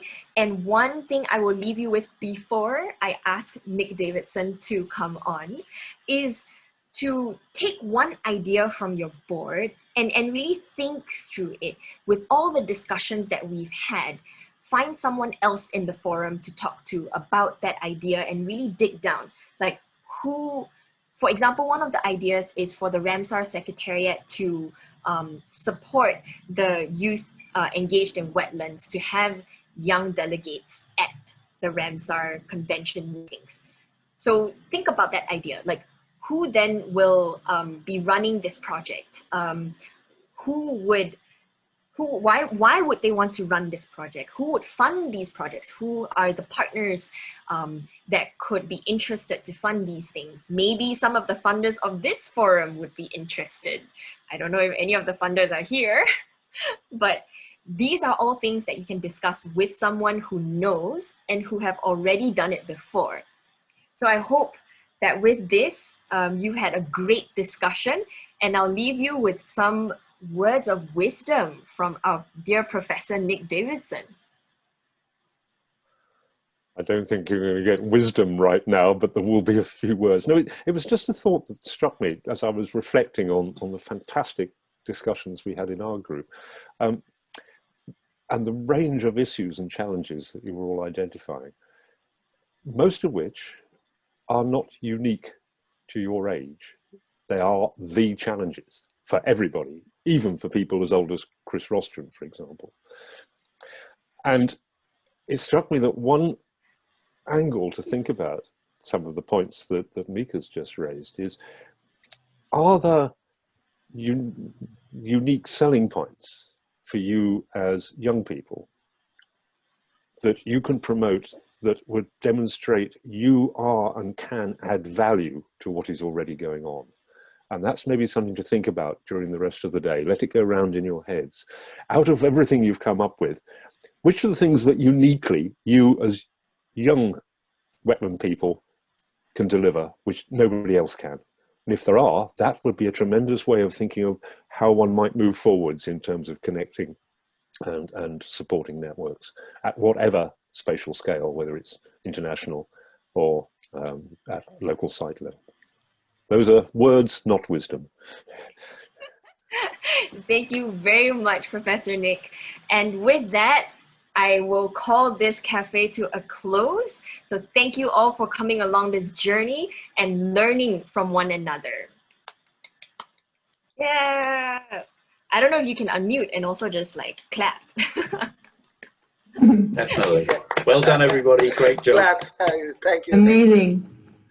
I suggest we take a quick picture to also, because this is the last, well, this session was inviting guests, and then the next session will be for youth participants only. But how about we take a memorable picture, well, of this memorable moment? Yeah. All right. Let's take thumbs up. Let's do funny hands.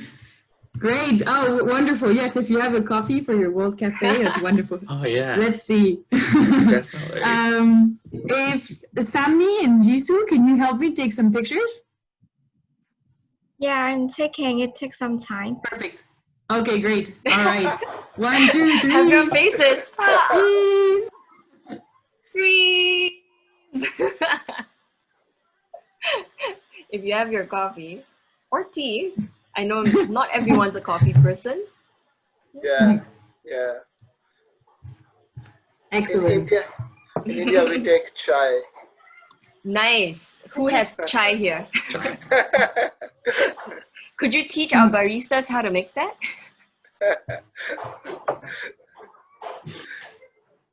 Yeah, thank you all so much. I'll pass the time back to Elise. Thank you. Great. Thank you, Mika, and thank you for this excellent session. Wow, like we were building this session for months now, and it exceeded my expectations. It's been such a wonderful time together, and I really, really appreciate the insights that are coming from this. And in fact, with the wisdom from Nick and Mika's wonderful summary of the discussions that you guys have had, the really deep and meaningful discussions. This is a perfect transition to move to, maybe we can call it what Nick Davidson said earlier, the so what? What are we doing after this? And right now, we will give you guys a little break though. Let me just share my screen. So the next session after the break is a session of self-reflection and next steps planning. Let's think about the so what. What are we doing after this forum, and what can we do as a global community, and planning towards a future where we can integrate all of these discussions that we've had today and also in the previous days of the forum.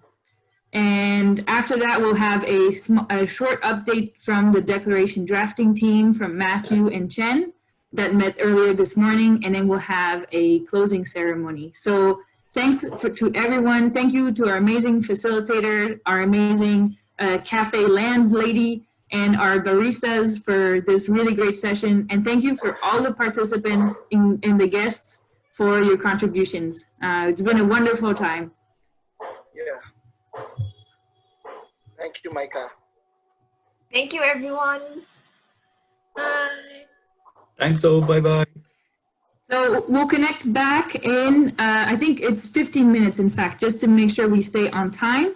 We will be back at 8 p.m. Korean Standard Time. Then we only have a 10 minutes. Oh, yes, okay. Whoops. All right, then a quick 10-minute break.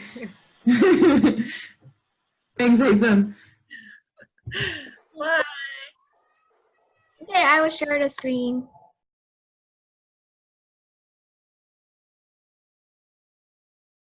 Hello, everyone. Welcome back. I hope everybody's slowly trickling back in. And I hope it was a good 10-minute break, giving you a bit of a chance to refuel and get some water. Now the next session that we have here is a step of self-reflection and thinking about what you want to do next based on this youth forum. So I'm going to invite you all to go on to this Miro link so that we together can share our plans for the what's going to happen after the post forum. I'll share my screen so that we can see it together.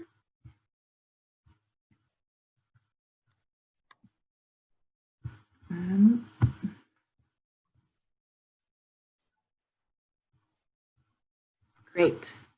So this step right here is to, based on the discussions that we've had during the week, during these last 2 weekends, see what has this maybe inspired you to do, or what kind of discussion, the discussions that you've had with your peers, with your friends that you've made during the forum. What do you want to do after this? And this particular session is aimed at looking at, very small actions or larger ambitious actions.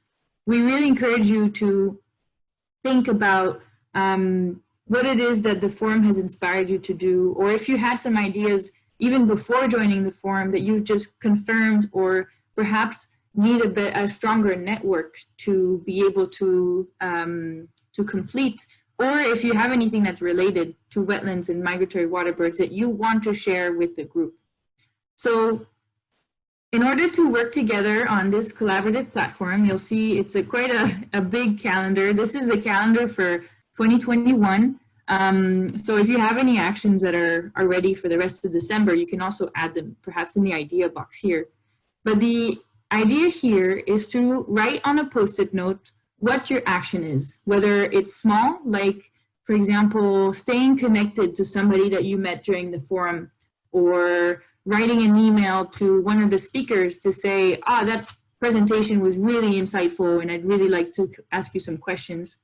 Or even more ambitious, you know, like maybe planning a webinar on something that you thought was important and that you wanna communicate more about to your people within your own network. Or maybe reaching out to Youth Engaged in Wetlands and the EAFP to see what kind of efforts can be done for further youth engagement within the Flyway or also within the Ramsar Convention processes. So, you know, these are just very random basic ideas, but I'm sure you guys have many more. And so I would like to ask you guys to write down on a yellow Post-it note a specific action that you commit to doing after the Flyway Youth Forum. And then you can place your Post-it note on the date in the calendar that you expect to finish this action by. And then what we're gonna do with the EAFP and Youth Engagers in Wetlands is check in on you a few months after the forum in order to see how well are you doing with your commitments. And to see if there's anything that you need support with, or if there's any conversation that we can have. So once you've put down your Post-it note, feel free to unmute yourself and share it with the rest of the group.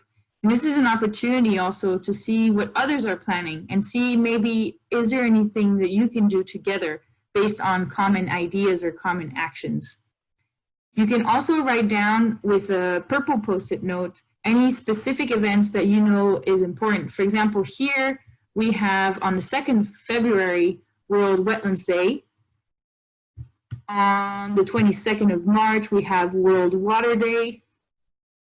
On the 10th of October, we have World Migratory Bird Day. And as Nick Davidson mentioned earlier, Ramsar Cup 13 is likely to happen at some point in 2021. So these are, you know, big objectives to look forward to. I think, and Vivian can confirm it, but the MOP for the EAFP is likely to happen in 2022. Is that correct, Vivian? Yeah. Great. So I see some visiting ladybugs and shrimps and goats on the screen. So that's wonderful. And I see there's a few things already being written down. Let's see what's down here. World Mangrove Day, very important. So, you know, it could be also an action around these specific days. Let's give you guys some time to reflect. See, here's an idea in the idea box. Let's put it a little bit bigger so everybody can see. Very interesting point. Online group to keep in touch with other Flyway Youth Forum participants. Now, I'm really glad somebody pointed that out, because that is something that we are planning on doing with the EAFP. And something we want to check with you guys is, what's the most appropriate platform? Which one do you want to use? There's quite a variety of them. And we will be sending around a post-forum survey where you can indicate your preference.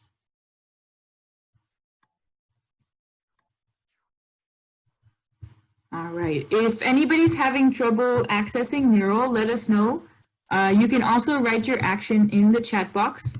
Also make sure to write your name next to the action so that we remember who you are, and so we can check in on you in a while.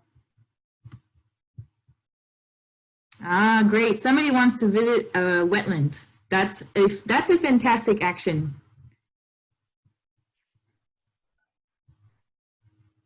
Maybe can the person add their name? And and where is this person based? I'm curious to know which wetland you're gonna visit.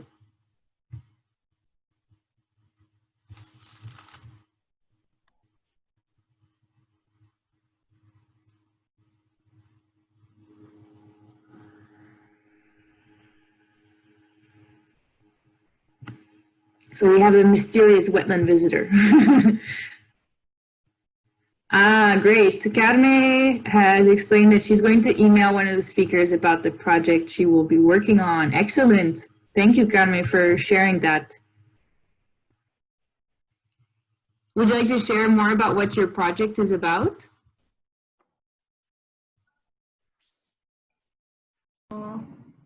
It is more about marine microplastics. So I think I can work on with migratory birds. So yeah, I still will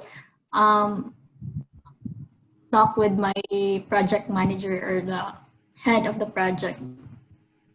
So yeah. Perfect.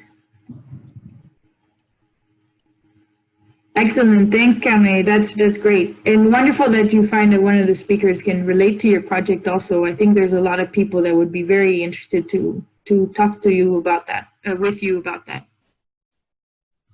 Let's see. Janina put in action, contact one of the speakers about a study that she wants to conduct, that they wanted to conduct.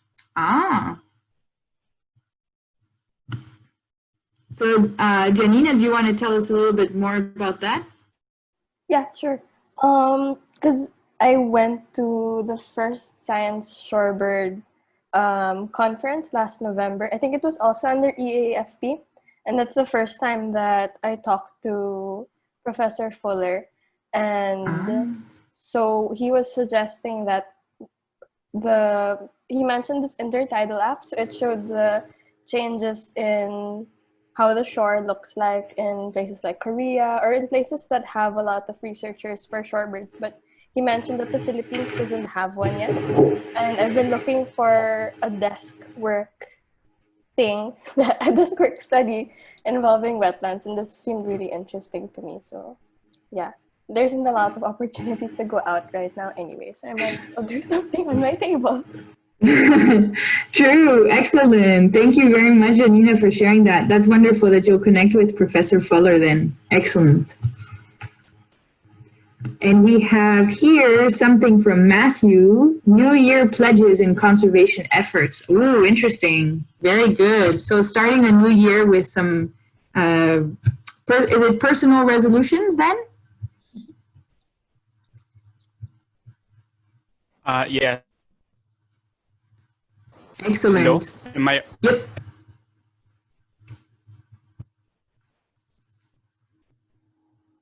Oh, we can't hear you anymore. Hello. What about now? Now we can hear you. Okay, so for the New Year pledges, of course, so it's already a new year, so it's 2021, and we don't want some other issues or problems, so we need to address them like individually. So that's why I want these New Year pledges. It's somehow personal for me because it would actually make me more aware of my actions. Thanks, Matthew. Yeah, that's wonderful. Oops, sorry. I'm good already. Thank you. Thank you, Matthew. Excellent. Let's see. Supporting app development about species ID. Interesting. So who wrote that? Carolus. Hello. Hi. Some interesting developments in Hong Kong right now. Yeah, I just saw it actually.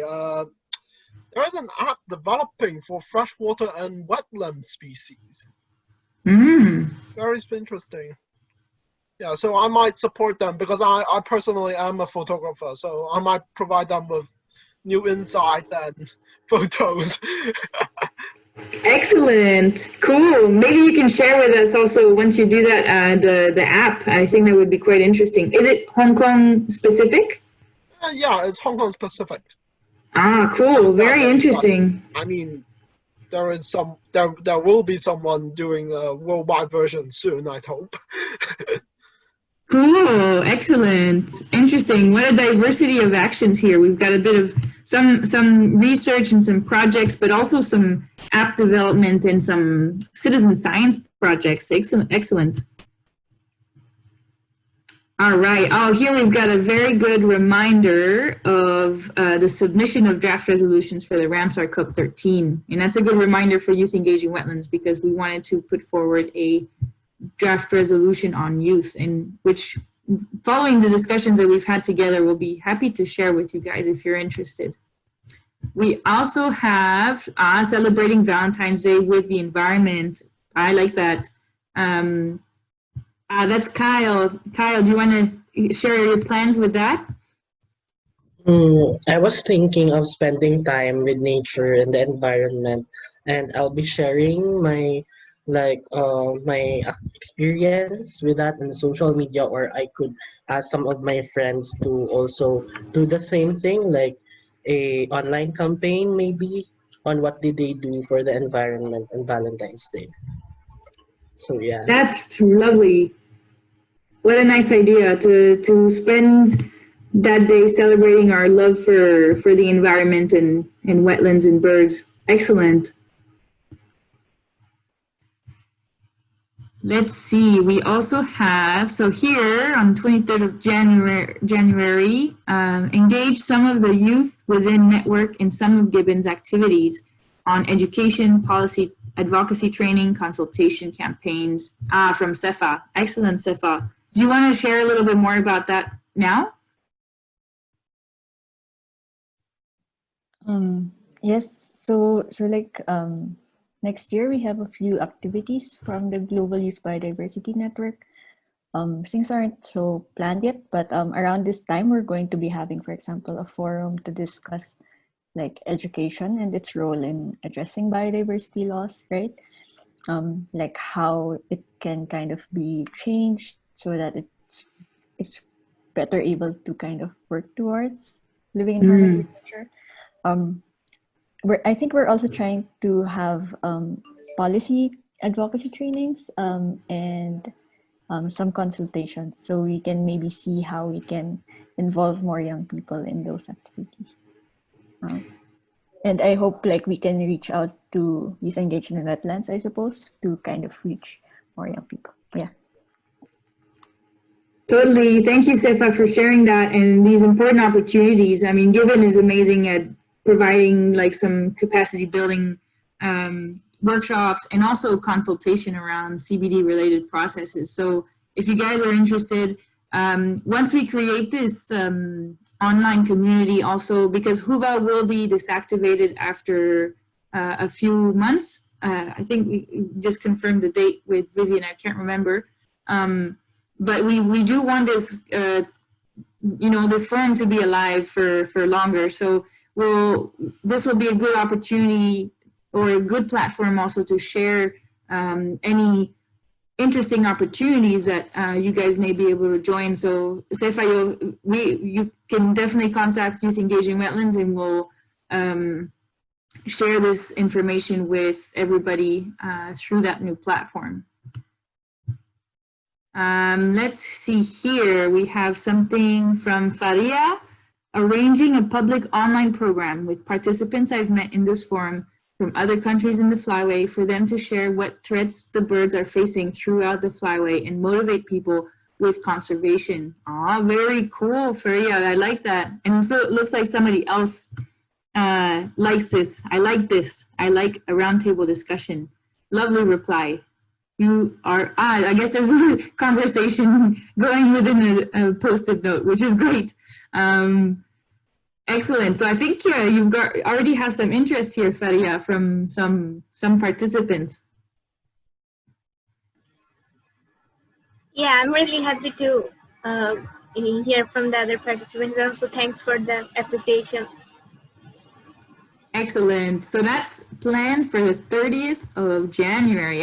Very exciting. So everybody keep an eye out for Faria's program, and you can also share that in the online community that we'll create. We have here a bird ID workshop. Let's see, let's go across the days. We still have the anonymous wetland visitor. Let's see here. Actually, that one. I Please cannot go write ahead. it completely. Yeah. Actually, I want to visit a nearby wetland, and I want to involve local community to count birds. And I want to write a paper on that with other person in another country, so that we can compare what time birds come and they go. Interesting. Now, would we maybe here is what's interesting too? You know, there's some wetlands that are paired. I know some Ramsar sites, for example, between Japan and Australia have a pairing program because some of the same individuals of a bird population visits both sites. It would be quite cool to see if you can connect with a site that has the same bird populations going from your site to another one. Yeah. Yes. Do you want to write down the name of your site, maybe? Okay.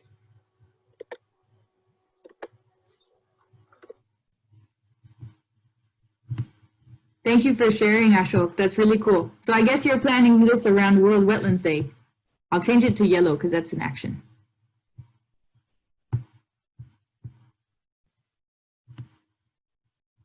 So if anybody's interested in pairing with Ashok to do a, I guess maybe, I'm not sure how the pandemic's going to go, but how the situation will be. Maybe it could be a virtual visit also for the moment until we can get back together in safe conditions. Let's see in March. In March, we've already got some activities here. Presents my thesis result to the management board of OIWS. Carme, very good. Good luck on that. That sounds like quite some work. That's wonderful. Volunteering work through local NGOs. We don't have a name for this one. If anybody wants to share more on that.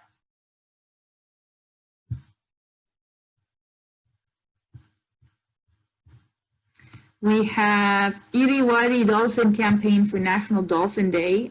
Thank you, Matthew, for sharing that. Are you preparing something specific?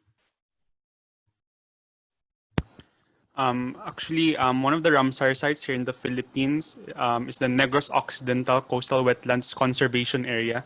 I think it's Ramsar site number 2000 something. I can't fully remember. But it's when you go to that Ramsar site, you can find the Irrawaddy dolphins there.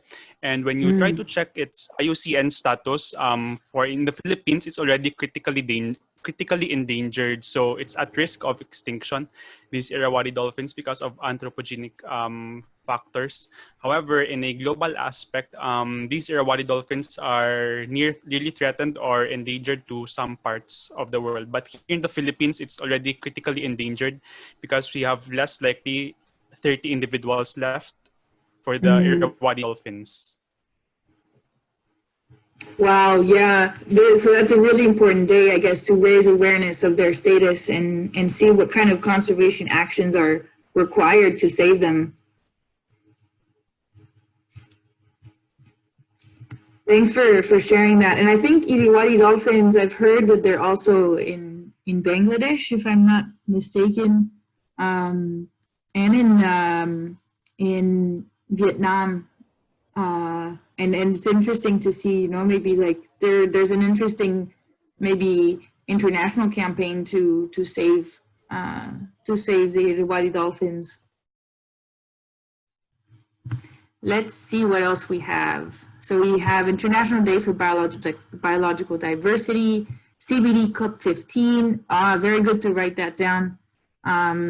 I think, you know, the declaration that you guys will be preparing can also be shared in these different forums and really amplify the voices that you will be carrying through that declaration. We have World Migratory Bird Day. I thought it was a different day. May 8th. And World Otter Day, school community program in Malaysia. Great to know.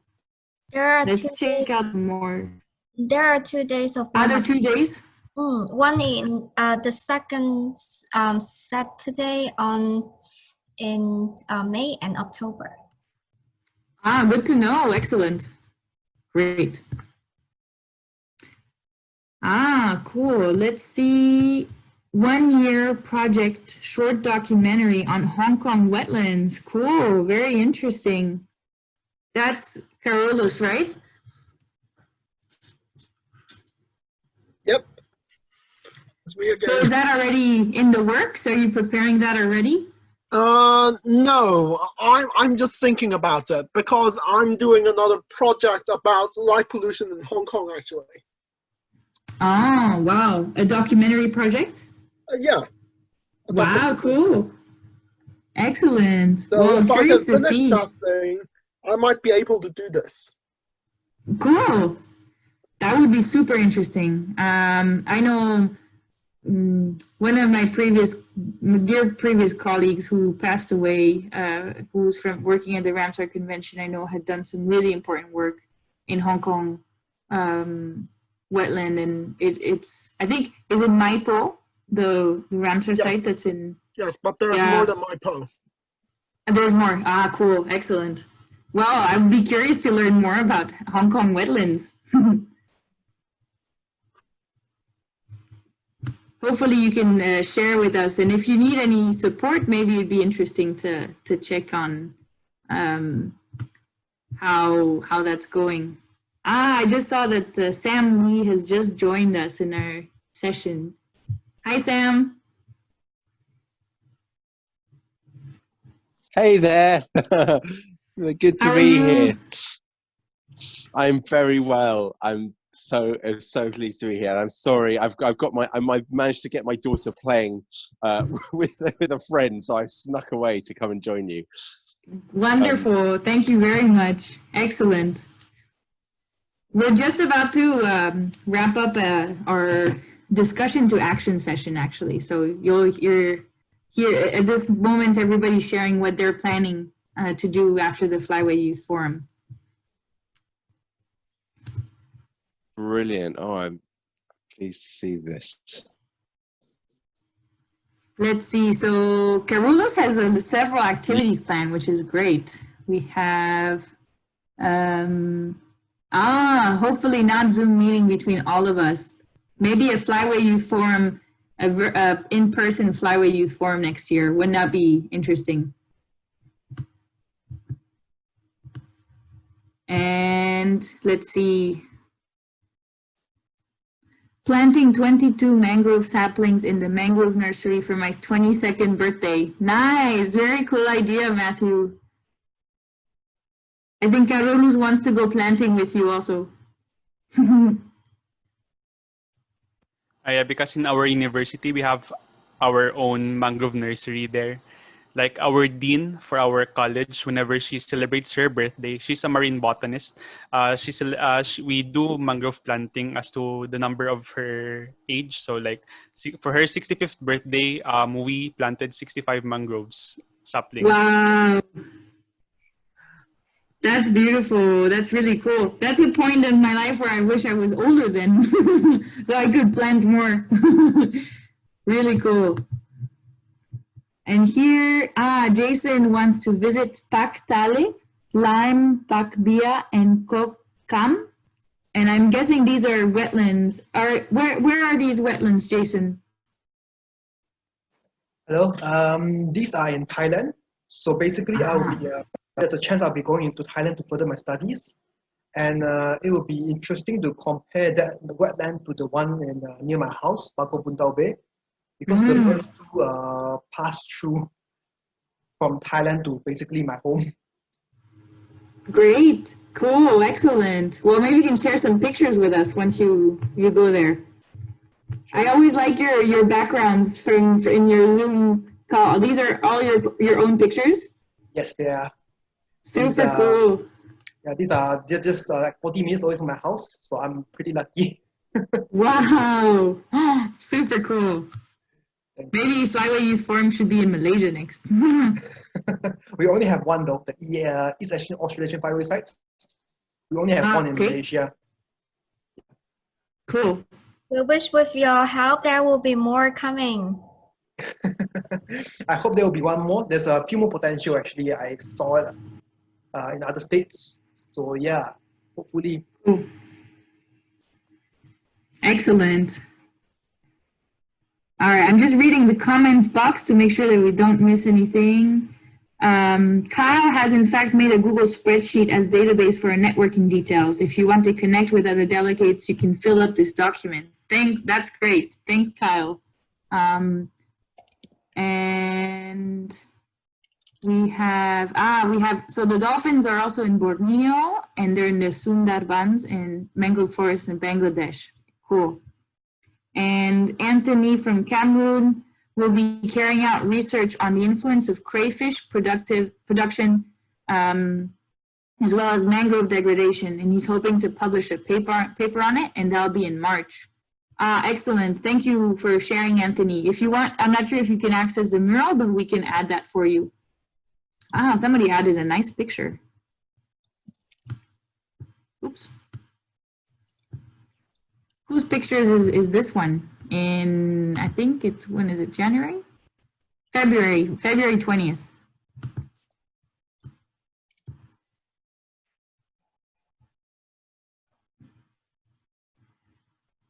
Otherwise, I think this is wonderful and a great representation of all the amazing ideas that you guys have. There's also some ideas that it seems like would be cool to collaborate on together. So if you have ideas that you think would be of interest to others within the Flyway Youth Forum, please connect with each other. Use Whova for the moment, and then we're gonna make sure that we create an online group based on your feedback on the post-forum survey also. So thanks a lot, everyone. This sort of wraps up our From Discussion to Action. We can leave this mural open for the day also, so you guys keep putting some of your commitments down, and we'll share it also in like the report of the of this meeting. So to make sure that we stick to time, I'm going to switch now to the next session, which is the update from the declaration drafting team. So earlier, I forget, I'm confused now whether it's for today for you guys or, yes, earlier today, the declaration drafting team met for the first time, and we have some amazing people on this team. And I would actually like, if the drafting team members are here, I suggest that you can maybe turn on your videos so everybody can see who you are and get to know you a little bit. And I'll just get my list out again so that I'm sure not to forget anybody. And we will be having a quick update from Matthew and Chen to talk about what the plans are for the drafting team. So let me just remind you again, who are the declaration drafting team members? We have, so in order in my list here, we have Faria from Bangladesh. If you want, you can wave when it's your when it's your name. We have Faria, we have Sheikh from Bangladesh also. I haven't met Sheikh yet. I don't know if Sheikh is here.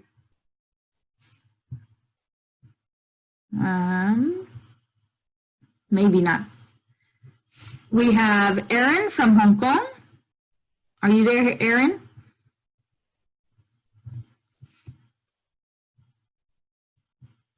I think I saw him earlier. Maybe his connection was lost momentarily. His computer is like that. He's logged out. Okay. We have Chen from Malaysia. Hi. Hi, Chen. And we also have Nur Hafisa from Malaysia. Are you there, Nur Hafisa? Maybe not. And Tura from Myanmar. And we have Matthew from the Philippines. Hello. Hi, Matthew. And we also have Raisa from the Philippines. Hi. And Mingyu from Republic of Korea. Hi, everyone. Hi, Mingyu. And we have Rosa from Peru. I'm not sure if Rosa is with us today. And Joa from Benin. I think I see earlier, Joa was having difficulties with his video, with his sound and video, but he is here in this call today. And we also have Hugo from Portugal. I also noted Hugo was here earlier. Ah, there you are. I see you. Yeah, hi. Hi, Hugo. So congratulations to everybody for being part of the declaration drafting team. It's really wonderful to have such a great team working together. And thanks a lot for the time that you put in this morning also in preparing and the enthusiasm that you have. I do wish to say that we received 36 applications for being part of the drafting team. And it was hard to choose, but we hope that through this process, you all get a voice to input into the declaration also. So without further ado, I'll pass over the mic to Matthew and Chen so they can share with you what the drafting team has talked about. Okay, thank you. Is it possible for me to share my screen? Because I actually... Yes. Okay. Oh, wait. Does it say no? Okay, wait. I'll try to check if I can... Ah, perfect. Okay, is it clear, the presentation? Yes. Okay, so hello everyone. I'm Matthew Vincent Tabilog from Mangrove Matters PH, like that's my organization from the Philippines. And with me, with Chen. Hi Chen, can you please introduce yourself? Right, yeah, this is Chen Pongleng. You can just call me Chen. I'm from Malaysian Nature Society. Right. Okay, thank you. So I'll proceed. So about the declaration, to give you more emphasis or background on the declaration. So one of the outputs of the Flyway Youth Forum is the development and the creation of a declaration. So of course that when we answered the survey right after registering, we were asked if we want to be part of the declaration team. So I'm one of those people who said yes. And luckily I was selected. Okay. And then furthermore, it is a statement where we can all have a chance to come together to establish some common key messages and concerns that you have gathered based on the discussions that took place during the 4-day forum. And it is also an opportunity to have our voices be heard at different key global events. So this is really vital in a sense that we're part of the youth and we want to have a representation in the decision making. So what are these global events? We included here from the document that were sent to us. So we will be able to have our voices be heard in the Ramsar Convention Conference of the Parties in China in the year 2021, hopefully, and the East Asian Australasian Flyway Partnerships meeting of the partners in the year 2022. And lastly, Youth Engaged in Wetlands and the EAAFP will support the drafting team. So that's about the declaration. And then next we have the members. So Elise already mentioned the members. So we'll just skip to this one. Okay. The next one we have here, the takeaways from the Flyway Youth Forum. So during our meeting earlier, so we already provide here a synthesis on the takeaways from the Flyway Youth Forum. So first, we would like to raise awareness for wetlands and migratory birds. We all know that wetlands and migratory birds are not always in the discussion or conversation of people. It's always about the forests. It's always terrestrial forests. It's always about the coral. So what about these wetlands and migratory birds, right? And then we have here youth as a powerful agent of change. And voices of the youth are often neglected during policy making. Oh, sorry. Wait, what happened? Okay, sorry for that one. Okay, voices of the youth are often neglected during policy making processes, and they should be presented during those processes, of course. And then we always need to consider and study the background of the targeted audience. So this would include culture, language, beliefs, and lifestyle. Okay, so the purpose. So we have here the objective of the declaration. So we want to provide context on the situation, and we want to mainstream the idea of raising awareness on wetlands and migratory birds. And we also want to call for an immediate call for an action or immediate action, especially for the policymakers or decision makers. And we need to provide a list of demands in wetlands conservation. So we need to meet further as to what are these demands, and then to ask civic organizations or NGOs to support and be in solidarity in terms of youth participation. We all know that the youth is really enthusiastic in terms of conservation and very unique and very creative. Okay, next to be the voice of the youth in addressing issues on wetlands and migratory birds. And lastly, this is really important, to inspire and connect more young people globally. So I want to give emphasis on the term globally. So it's not only in the national level or local level, but also in an international level, to be involved in conservation. So we have here the list of people or targeted audience for the declaration. So we have the youth, the local communities, the NGOs, the government units, may it be national or local government units. We have the marginalized sectors, the most vulnerable. We have the social influencers. And lastly, the most important, the decision makers or the policy makers. Okay. Chen, I think it's your time. Okay. Right, thanks Matthew. So I'll take over from here. Right, so the gaps that the main gaps that we discussed it early this morning from Southeast Asia, right? There are lack of awareness of marginalized members of the local community and also urban dwellers. So most of the time, even the local communities themselves, they don't even know the importance of the wetlands to them, and also to the environment. So same goes to the city people or the urban dwellers, right? And secondly, lack of youth-friendly platforms to voice their opinions and involve them in conservation research or projects and decision-making processes. I believe yesterday's our session we discussed about it when we talk about the challenges, right? Sorry, 1 minute.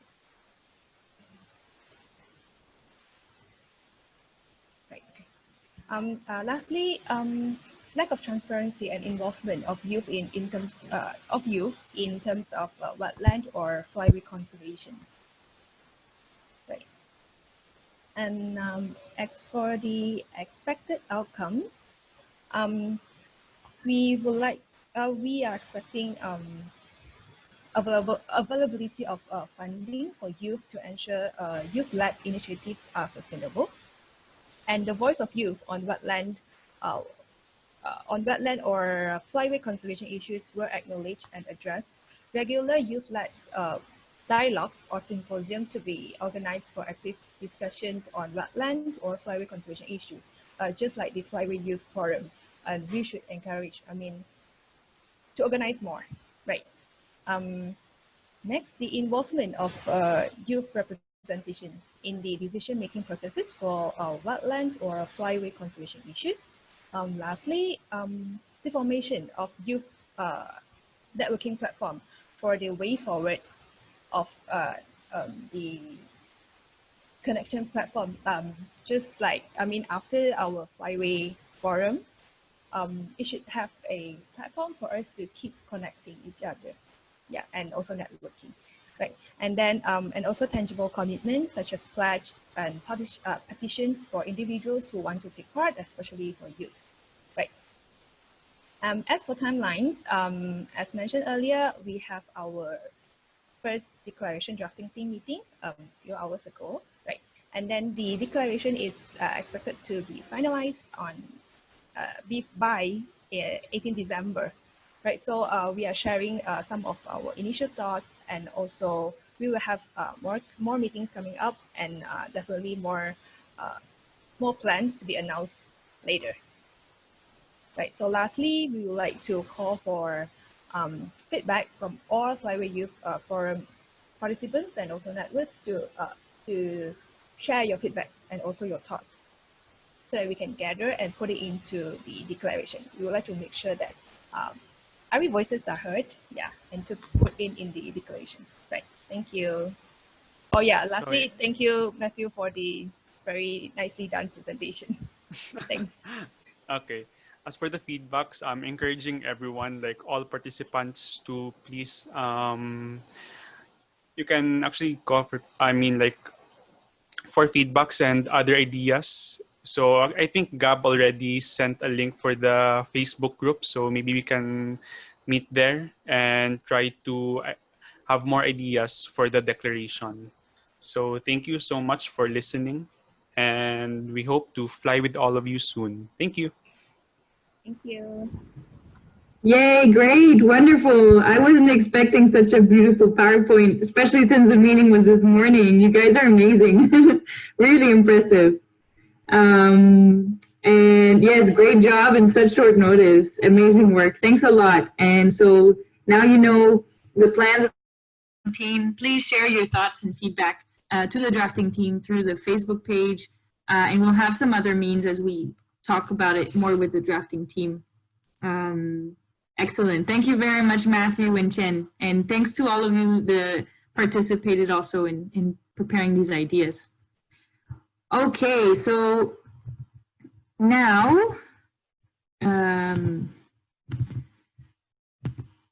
we have our closing ceremony. We are arriving to the end of what has been such amazing 2 weekends together. And while this is very sad, I think it also, is a wonderful opportunity for us to celebrate together.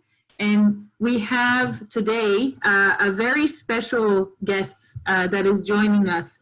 And this is Mr. Sam Lee, who is a folk singer, song collector, and presenter. And he spent the last 13 years working with some of the most exciting British and international folk artists and industry professionals, re-galvanizing the London and UK folk scene through his live events, challenging the ecosystem in which the music is fostered, the way that it sounds, and how it is presented.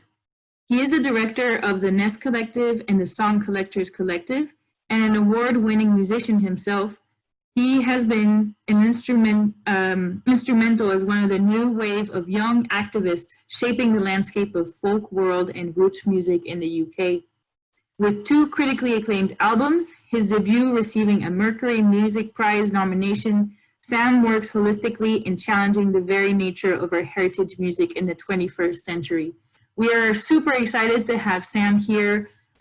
We heard him the first time through a global Peat Festival that was held by the Youth Collective Repeat that you heard of on day 1.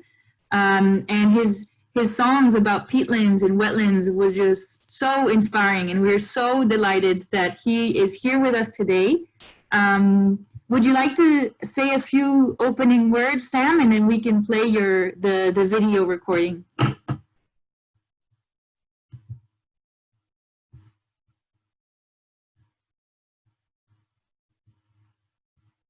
Or maybe we can let's. I just heard. Sorry, here I am. There you go. Hello, can you guys see me?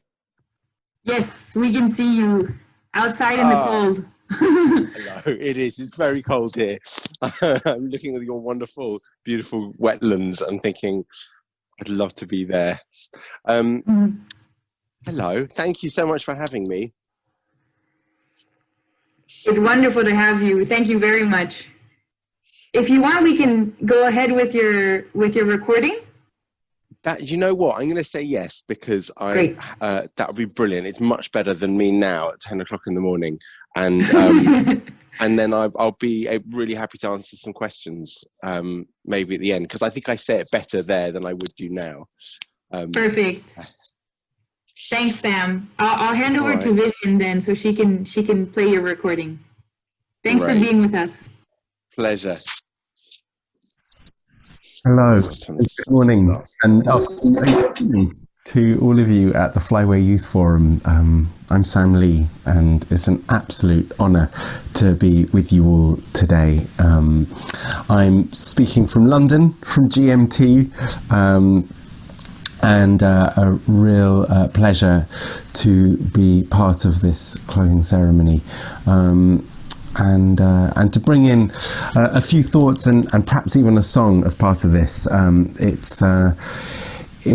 It struck me the importance of this gathering, and to say a few words about generations and deep time, and also a song that might connect in with this. I'm actually a folk singer, and I sing traditional songs of the British Isles, particularly ones that connect in with the natural world, and songs that have been there as part of the ancient connection between humans and the landscape. And I was thinking a little bit about this idea of the work that you are all doing as part of this forum, and I was thinking upon the idea that I have learnt from the indigenous Iroquois nation of North America, as it is known today, and the Iroquois have this beautiful concept of the children's fire, and that being that in council all decisions that are made by those who sit in council, no matter what age, that the children's fire brings in the concept that the decisions need to be in the interest and well-being and security of the children 7 generations to come, so that whatever they do has to benefit those that they will never get to meet or know in person. And that importance of thinking into the long term. And when I was thinking about this in terms of the work that you're doing and focusing on wetlands and that ecosystem and the species that are endemic to there and migrate to and from wetlands, and what it means for a youth group to explore the idea of networking and sharing of the assets and the ideas, and the position that you and we sit at the generations today in what we have received from the thought and the work and the stewardship from 7 generations behind us, from those ancestors that we never met and do not know, but the landscapes that are still alive and thriving today are there because of the custodianship that has been so well looked after by those who cared. And you are a group of people who, maybe unique, are in the minority perhaps in today's world, as those who care and see the beauty of what we have today as needing to be protected and grown, because so much has been lost, because so many have not thought about the generations to come and have let that well-being of the land be lost. And that is a very sad thing, but there is great hope.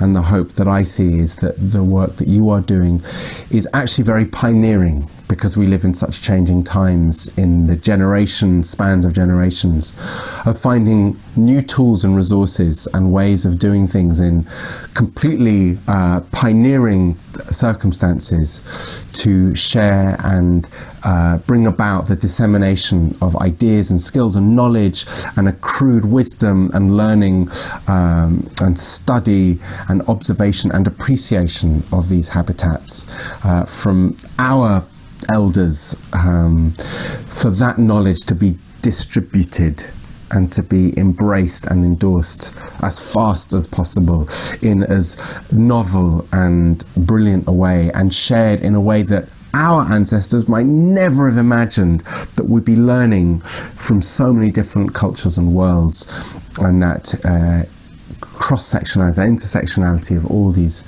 different ways of seeing and learning and IDing, from the indigenous, from the scientific, from the global, from the sky to the deep underground, to the rocks right up and to the atmosphere, and where they all meet within the wetlands is such an incredible, powerful place of exchange, as you are creating here. And so I want to commend you on visioning this and putting your time and effort into doing that, because it is the generations to come that we will never know when we are old people that will benefit from this this energy, this endeavor. And so as a way of translating that into song, I want to share with you, in my thanks to you, a very small and very ancient song that I learnt from the Scottish Traveller people, who are a community who are almost extinct in terms of the cultural custodians, still keeping the songs and the language and the law of the land in Scotland, which has extraordinary peat bogs and wetlands and environments where wintering birds arrive from, and summering birds come and arrive too in the summers. And the Scottish travellers lived out on the land for much of the year. From about March to October, they would be living in tents and caravans before they go into winter accommodation for hundreds, if not thousands of years, and sing songs of reverence and devotion to the land. And so there is this song which speaks of the Morloch, the moors and the lochs, Morloch Maggie it's called. And I thought of this song specifically for this gathering because it is a song of appreciation, it's a song of gratitude, and it's a song that would be sung by the travellers at the end of the night, sitting round the fire and musing upon the day's harvest, the day's gathering. They were a very hand-to-mouth itinerant community who'd live in the traditional ways of harvesting and gathering and foraging and hunting, and living out of the seas and out of the rivers, and fishing and poaching, and but always in a very sustainable way, because they had a great understanding of how to work with nature and support nature. And that is held within the songs, as it is in almost all of the indigenous tribal communities around the world, that the songs and the prayers and that that devotional practice holds the key to the caretaking of the land. That was their way, and looking after the songs is a wonderful way of being able to know the codification for looking after the land is part of the celebration. So this is Morloch Maggie, that in many ways is a thank you to the land for being so beautiful and profound and looking after us. So this is Morloch Maggie. Thank you so much. Have a wonderful end to the forum, and well done for these 2 weekends of hard work and connection. Thank you. Morloch Maggie. And do you see, love, yon flock of sheep? 100 must I own, but 2 or 3, and I'll grant them all to my Morloch Maggie, if she consents for to gang with me, to give consent, love, I dare not give, to hide your sheep high on yon heathery hill, and I'll grant them all to My Moloch Magi, if she consents for to gang with me. Do you see, love, yon flock of geese? 100 must I own, but 2 or 3 I'll grant them all to my Moloch Magi,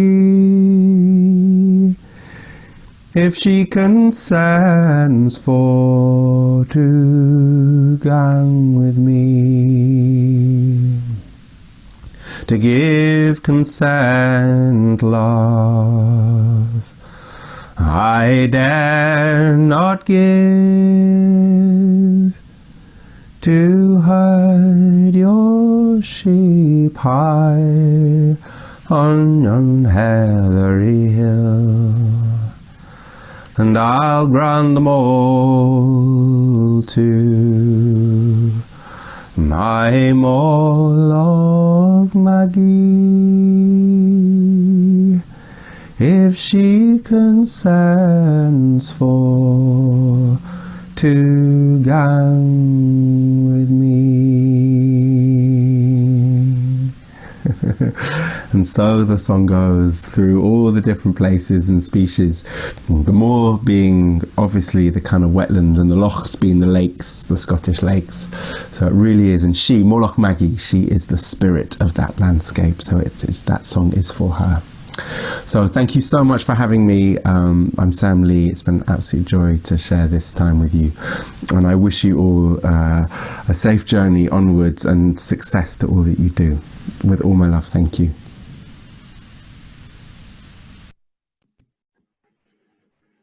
Wow, what a beautiful and moving performance. I just there's a sense of peace I find from your song, from your voice, and associated to wetlands. It's just absolutely beautiful. Thank you so much, Sam, for sharing this amazing talent that you have with us, and this love also for nature. Thank you so much. Thanks for listening and letting me do that in advance and not early in the morning now. No, it's perfect. I mean, we had lots of hands clapping, and this is our virtual, virtual conference, but it's wonderful. Lots of amazing messages in the chat box also. Maybe we can take a few, like 1 or 2 questions if anybody has questions or appreciation, anything anybody wants to share.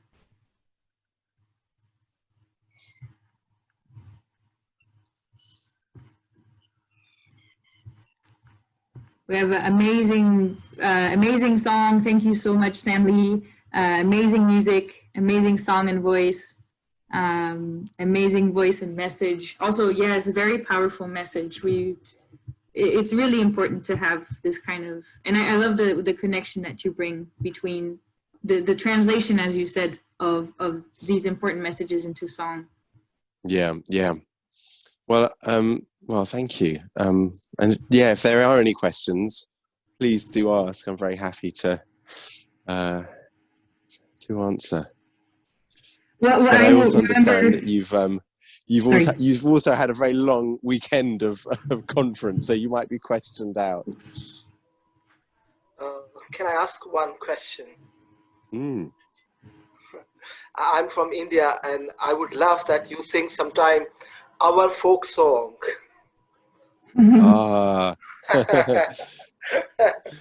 That's such. Thank you.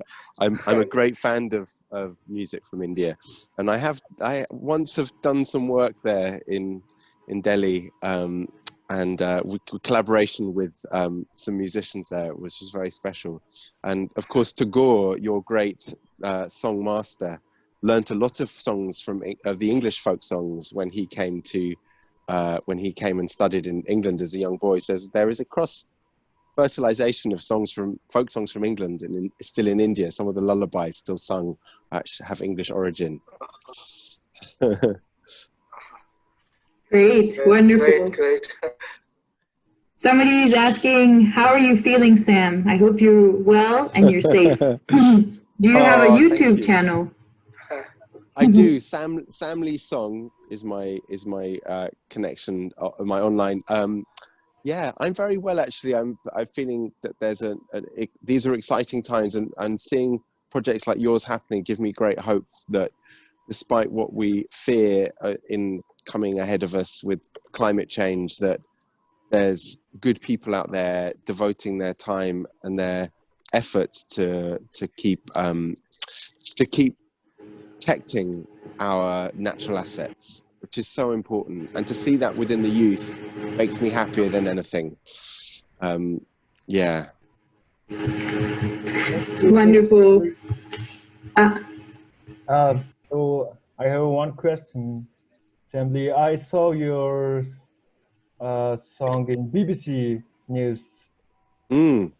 Yeah, that's awesome. So famous singer you're, yeah. And we can take a picture with you. Good idea. A screenshot. Yeah. Yeah. Great, thank you, excellent. Munira is asking, have you ever heard about the Jazz and Nature group? I don't know about that. If there's one particular you're talking about, I've heard lots of projects which collaborate music in nature, but I don't know about that particular one. Would love to know more. Great, maybe Munira, you can send some more information. Let's take a selfie with Sam Lee. Okay. What a wonderful opportunity. Can I have my little daughter in this picture? Of course, she's of just course. come over, and I want her to be, because she is also like you, the next generation. So amazing. This is my daughter Oren. Wow. Hi, Oren. Do you want to wave to everyone? Excellent. All right. Can I ask? So everybody can put their cameras on if they want to be in the picture, and then we can take a snapshot. And I'll ask maybe Sami and Jisoo to help me with that also. All right. Ready? 1, 2, 3. Smile. You can wave if you want. 1, 2, 3. Well, let's give a big thank you to Sam Lee for joining us today and having a special moment together. Thank you, everyone. Real pleasure and well done for all your work. Thank you. Thank you, Elise. Thank you very much. All right, I'm going to say goodbye. Well, what a wonderful way to close our event. We'll now just go for our final words before we end the session today. But please, note that this is not the end of the forum. The forum continues with you guys. It lives in you guys, and we can keep it going, and we can keep this energy, this commitment, and these inspiring ideas going thanks to our amazing networking that we can continue doing. So I would like to say a big thank you to all of you for being here, for following in these 2 weekends, spending your weekends talking about wetlands and migratory water birds. You guys are truly amazing, and we've heard some amazing stories from all of you. I'd like to do a special recognition to the East Asian Australasian Flyway Partnership and my colleagues at Youth Engaging Wetlands, who made this forum possible, and this amazing partnership that we've been able to develop, and it's been very exciting, this process. A big thank you to our main sponsors, the Hans Seidel Steenfoon Foundation and the East Asian Australasian Flyway Partnership that also made this Flyway Youth Forum a reality. Thank you to all the organizations that you guys represent that have also been supporting this Flyway Youth Forum through presentations and through contributions through the training sessions also. So thanks to all our trainers and our speakers. A special thanks to our advisory board, who were critical in making this a very wholesome experience also, and we're really grateful for the amazing advice that they provided. I would also like to really acknowledge the efforts of the whole organizing team in putting this together. Now, it was quite a challenge moving this from a presential format, which we had originally envisioned, to something virtual. And I think we learned a huge amount from this process. But a big thank you to Vivian, Haison, Jisoo, Sami, and Tino for their amazing support, as well as Nick, Gab, Maria, and Vidya from Youth Engaged in Wetlands. All of this would not have been possible without you guys, and it's really exciting to see it come, sad and exciting to see it come to an end. Now I'd like to offer the floor to the organizing team so that they can give each one a very short, like 1 minute summary of what this forum has meant to them. So we can start maybe with Vivian. Would you like to start? Well, okay. Okay, start counting time. Okay. Yeah, I can't believe this is the end. So we start the preparation. The idea came out in February. We start preparation in August, and now it's the end. It's so amazing, and this is one of the best collaboration I ever had. So really thankful for our wonderful team, Elise, Nick, Gab, and YEW, and of course my colleagues, Haesung, Jisoo, Sammy, Tino, and our other colleagues and our boss to support this. So I actually, working through this amazing team, I gained a lot, and learning through this flexible, energetic youth, and knowing how capable you are. I feel the fire in me burning. Hope you are also have the fire burning, keep burning in you. When you feel lonely, frustrated, or achieving nothing, just look around here, sitting in front of the screen here in the Zoom. They are our companions. So yeah, hopefully keep the fire burning, all of us. Thank you. Amazing, 1 minute perfectly also. Amazing timing. Thank you, Vivian. All right, how about you, Haison? Okay, I have 1 minute. So yeah, first of all, as Vivian said, when we first designed this one, we were very skeptical because it was really, we don't know what to start, but we really met the amazing collaborator of the YEW. The whole team was so amazing, work together. And then we really, the outcome wise for the from the EAPPs, really we brought a lot, and then we gained a lot. We hope that this can continue. And then what I wanted to say that, well, I have been working here for this field for the now 6-7 years.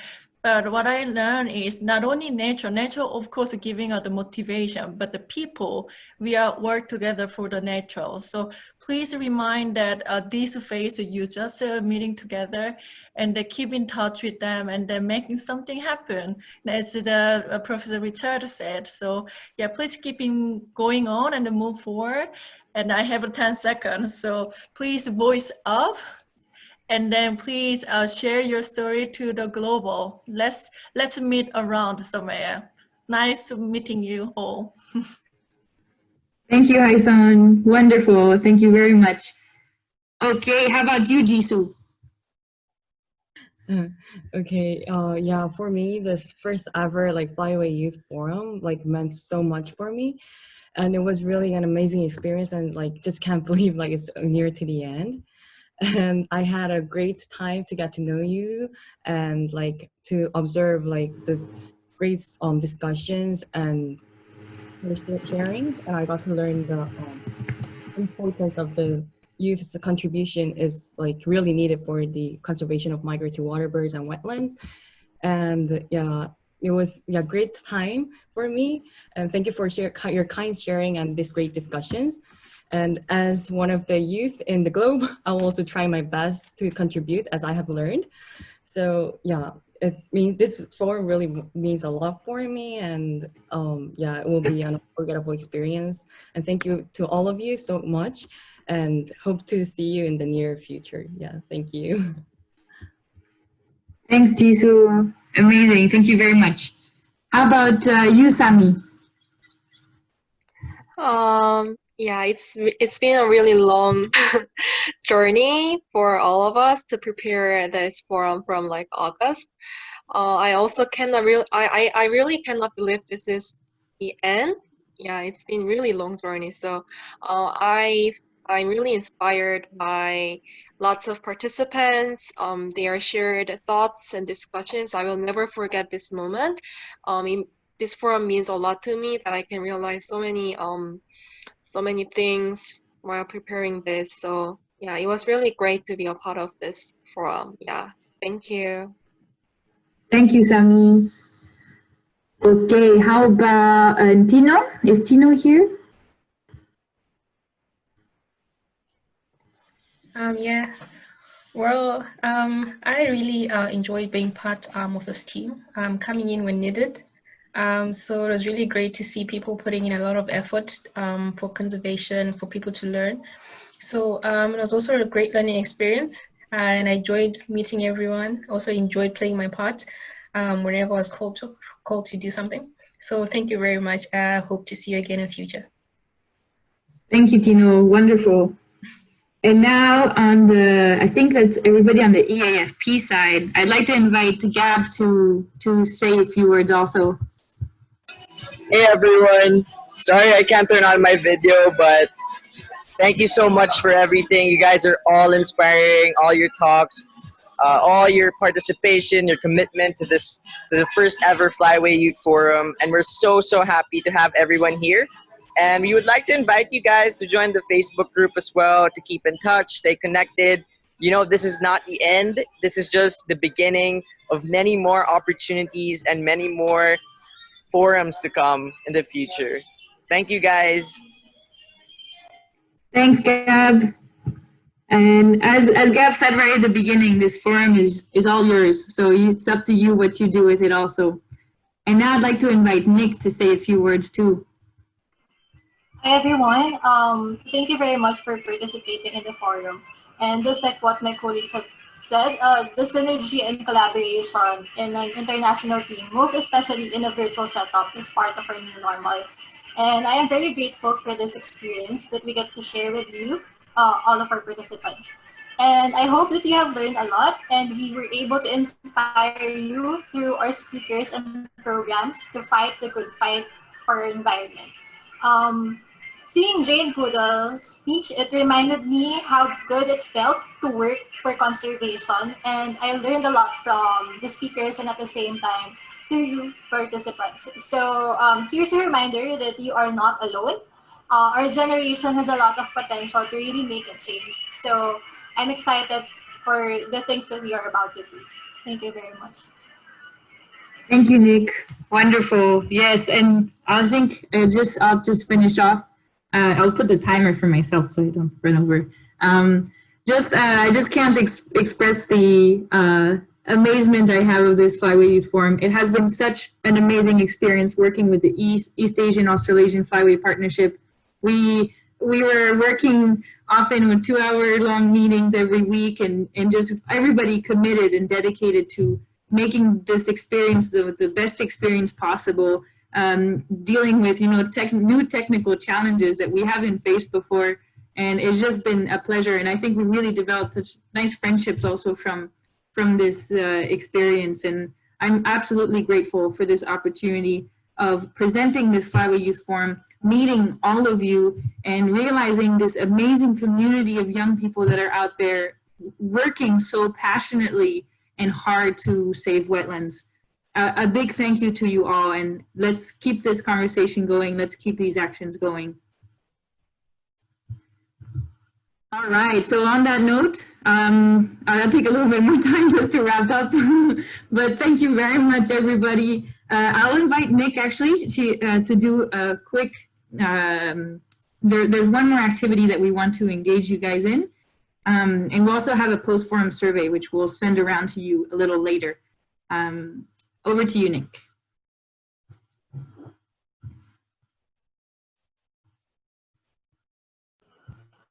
Okay, I'm gonna share my screen.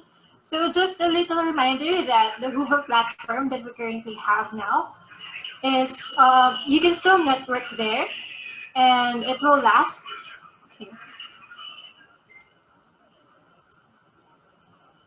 Our Hoover platform will last for at least 3 months, and the mobile app for 6 months. So, in order for us, for our network to not get lost, we invite you to join the Facebook platform. You search for Youth Forum leaders, so you can connect and share our experiences with each other.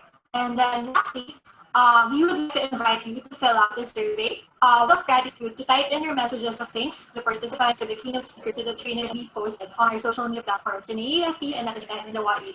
So it is very much appreciated if you would fill out the form that we will link through the chat and at the same time through the Hoover page. So that's all. For the closing ceremony or for the last words, Elise? Thank you, Nick. I think this wraps it up. And a big thank you to everybody, and have a wonderful time. Let's keep connected. You guys feel free to maybe open your mics and say bye or hello or whatever you want. I think we took a few pictures already today, but which is good. We've got a good memory. I did see Mingyu had started bringing out his guitar. I don't know if anybody wants to go out on another musical note.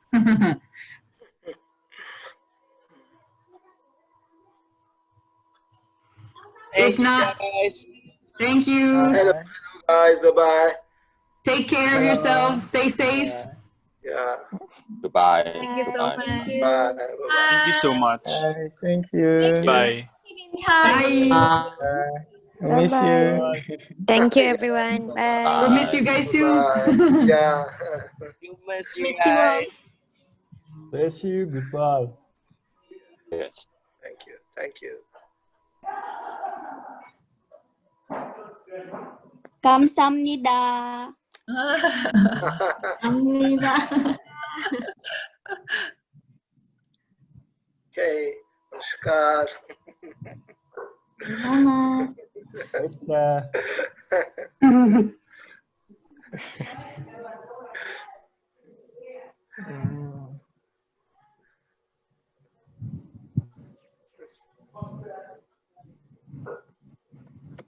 Okay, I close. See you. Bye. Bye-bye. Bye-bye. Bye-bye.